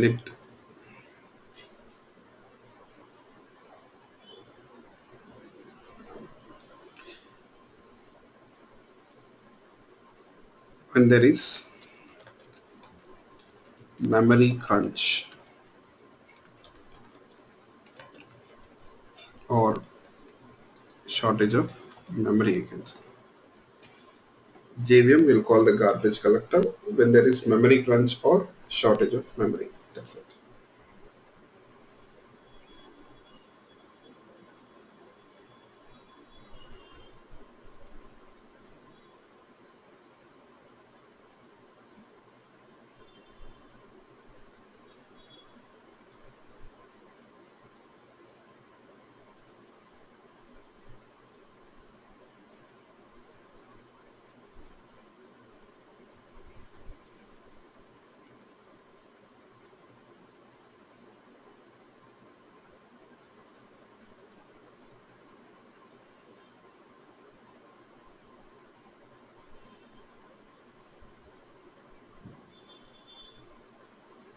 Okay,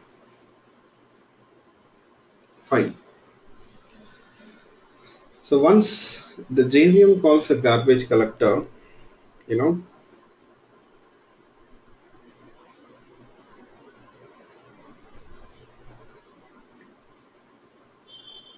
it will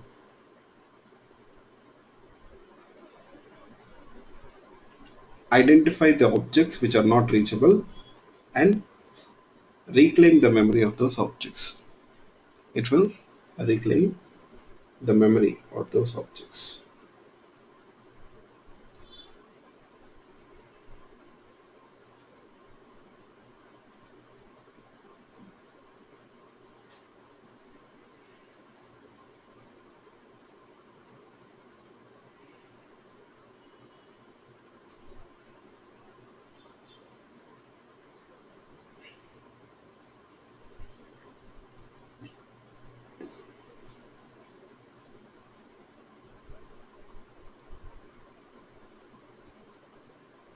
Okay, you know what?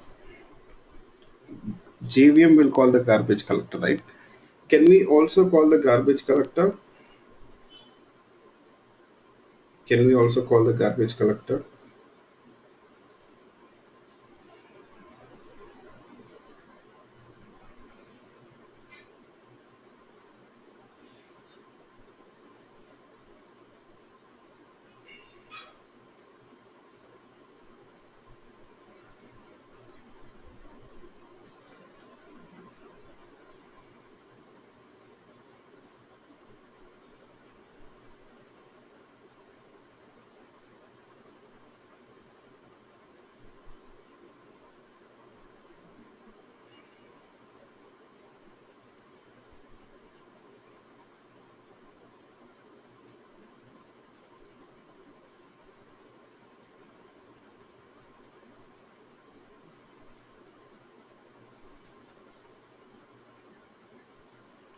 We can call it. Yes. Yep.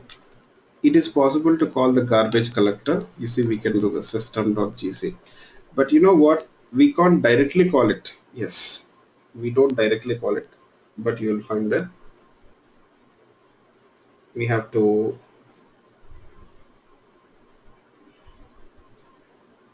when we call the gc method this way, you see, gc method is used to call the garbage collector.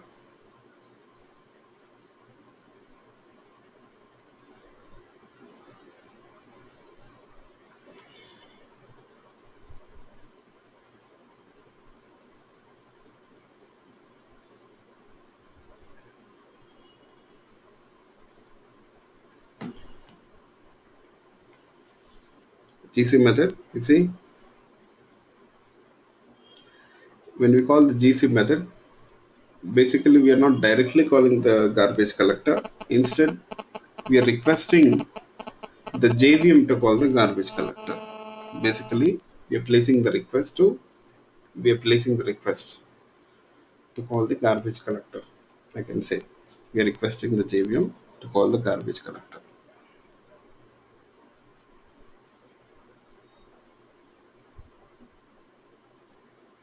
Okay, by calling the GC method, we are requesting the JVM to call the garbage collector.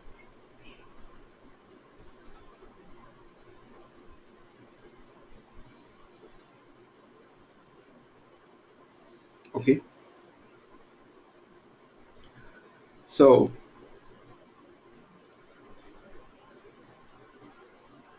now the JVM 99.99% it will oblige your request, it will take your request. But in some cases, it may not take your request for calling the garbage collector. So in what cases it may not take your request?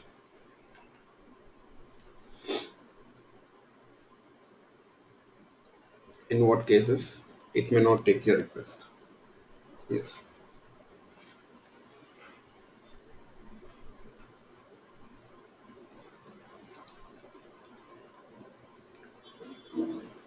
You know, if the JVM has recently nuked the garbage collector, JVM, it might have recently invoked the garbage collector.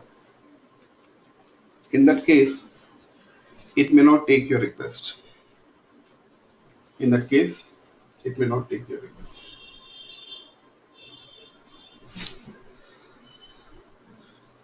And one more thing, if the JVM finds that calling the garbage collector will affect the performance of the application. You see, garbage collector, in order to execute, it also needs resources. Garbage collector, it also needs resources in order to execute, right?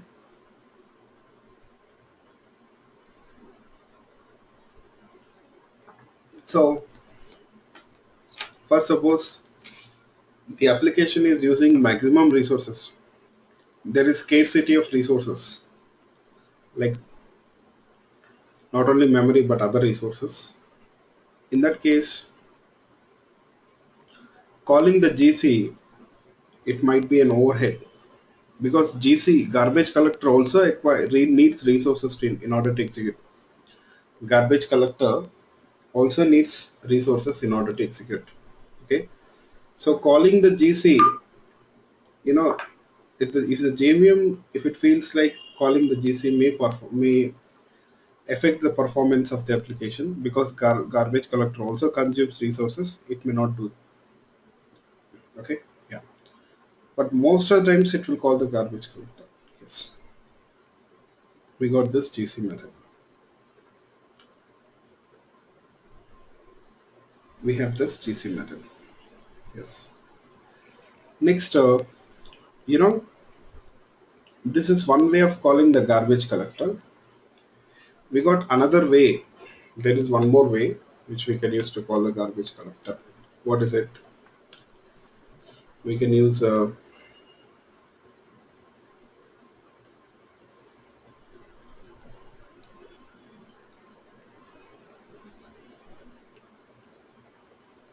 runtime class. So we got a class called as runtime. We got a class called as runtime.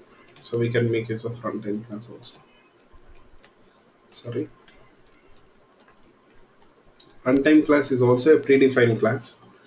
It is defined in java.lang package. Runtime class is defined in java.lang package. So this is how you'll obtain the runtime class object reference. So once you got this reference, you can call the GC method here using that reference. We can call the GC method using that reference. Yes.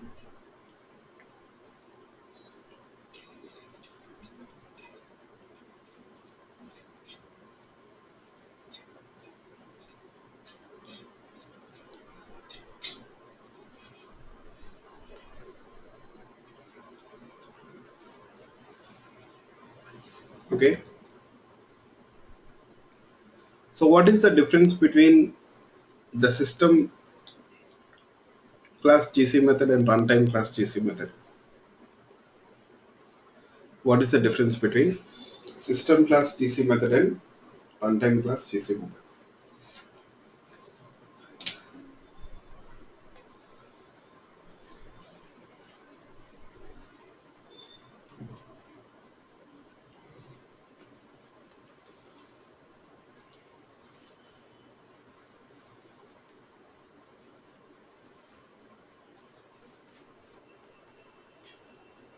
What is the difference between system class GC method and runtime class GC method?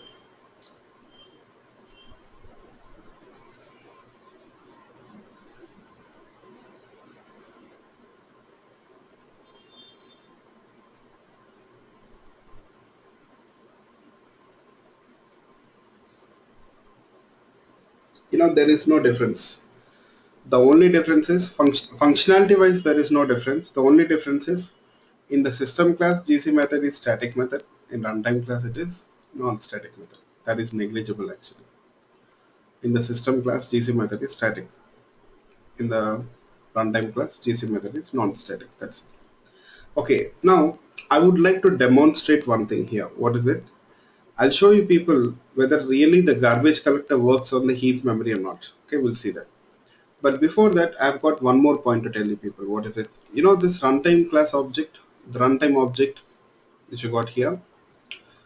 So it is very important object. You know, the runtime class object,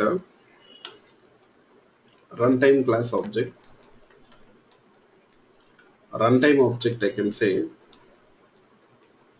runtime object, it represents the runtime system. It represents the runtime system. So what does that means? What do we mean by runtime system here? Yes. What do we mean by runtime system?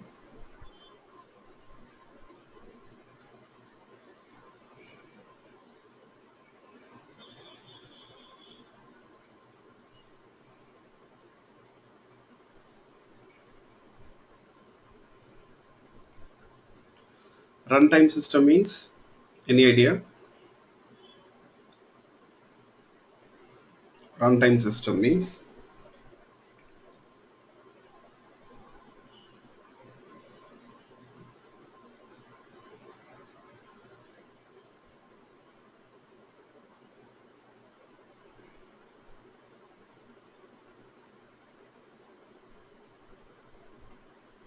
you know,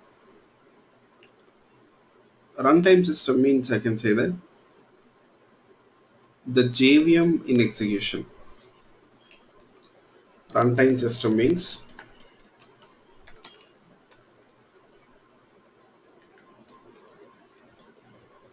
the JVM in execution is called runtime system, or I can say an instance of a JVM, an instance of a JVM. So runtime system means the JVM in execution or an instance of a JVM, or an instance of a JVM.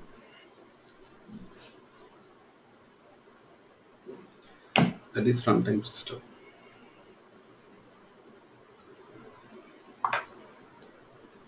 Okay.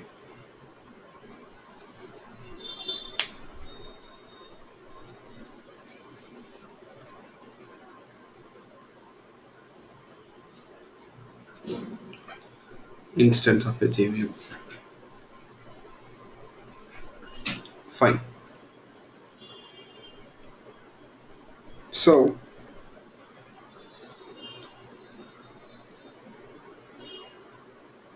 in the runtime object, you will find that you have the runtime system details.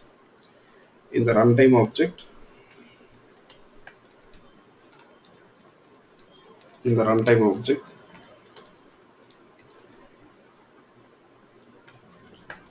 runtime system details are stored, which includes memory details also,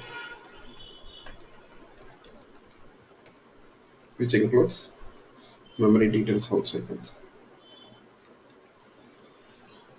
So you know what, here you can find out the memory statistics.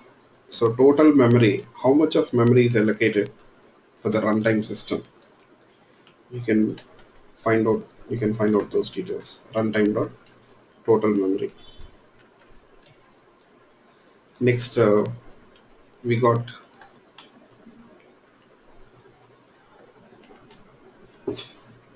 free memory. You see, we have a method to find out free memory also. Runtime dot free memory. So how much of memory is available, which is unused out of total memory? Okay, so you can find out the free memory, which is not used, unused memory, and the total memory. Now, is there any method to find out the amount of memory which is consumed? There is no method. There is no method to identify or understand the amount of memory which is consumed. If you want to find out the amount of memory which is consumed, I guess it is very easy here, right? Total memory minus free memory will give you amount of memory which is consumed. Yes, that's right. That's it exactly. Okay, so it will give you in bytes. So let's do one thing. I'll do this. So free memory will print it. Just a minute.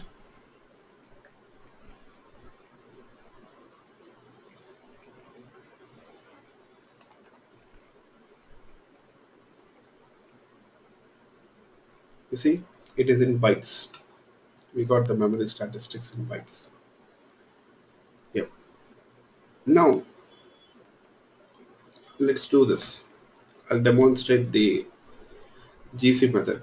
Whether it really acts on the heap memory or not, we'll see. The garbage collector, whether it acts on the heap memory or not, we'll see. Okay.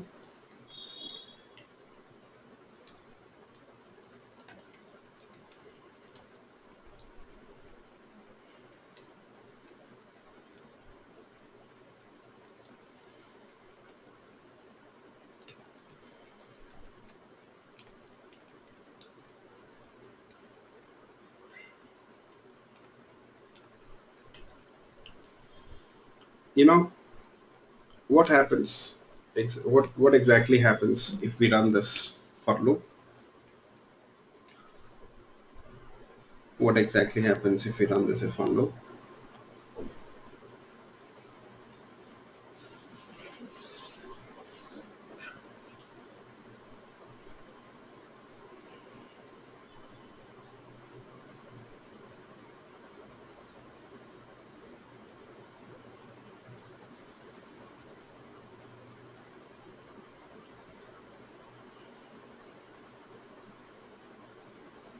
How many times it iterates? First of all, it iterates 40,000 times, and it creates 40,000 savings account objects.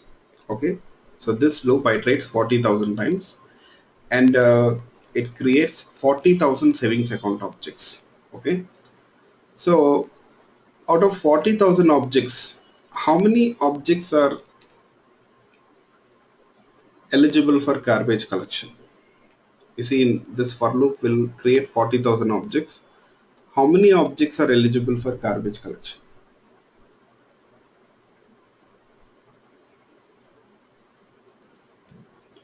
How many objects are eligible for garbage collection?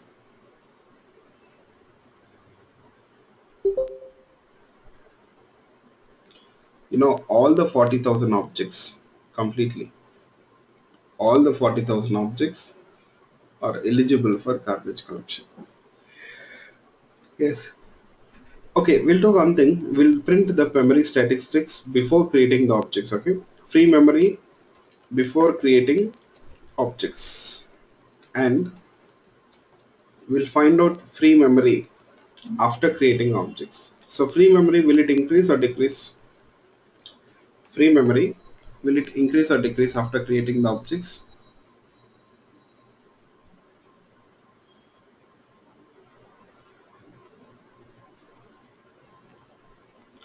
So it should decrease, right? Yes, it will decrease. Now we have 40,000 objects eligible for garbage collection. Now you know what I'm going to do? I'll call GC. So I'll just print a statement calling GC, and you know what? Here we'll call the GC method runtime.gc. Yes. And after that, you see, after calling the GC method, we'll print the free memory. Free memory after calling GC. Yes, that is garbage collector. Let's print the statistics. Okay, so we'll see whether really the garbage collector will clean up that heap memory or not. Okay, yes.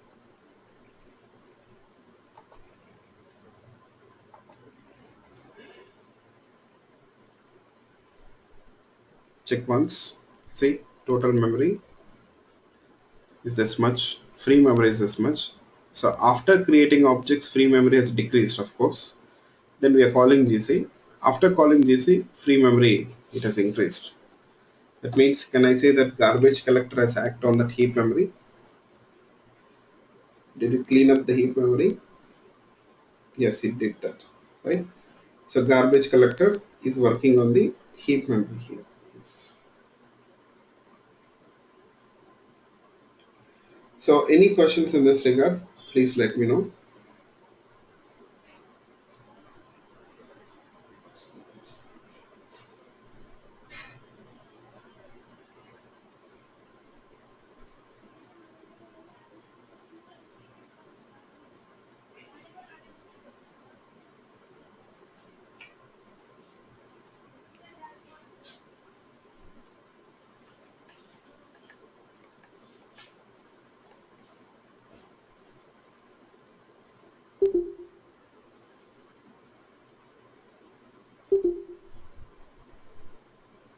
Okay, good. So this is about the garbage collector.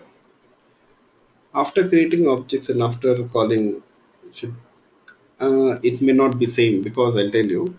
You see, Ketan says before creating objects, the memory is number. You see the size. It is 1570974. After creating, after calling the GC, that size, memory size has increased, right? After calling GC, it has increased. Before calling GC, it is this much. So why there is an increase in the memory? Because your JVM also internally creates objects. You know that it loads classes, it creates objects. Internally, it uses objects. So that objects may have become unreachable. So the memory for those objects is also cleaned up. You got the point, all of you? That is the reason why there might be an increase in the memory. Always there will be an increase because JVM also internally uses objects. So that objects might have become unreachable. So the memory for those objects might have been reclaimed. So there is an increase in the memory.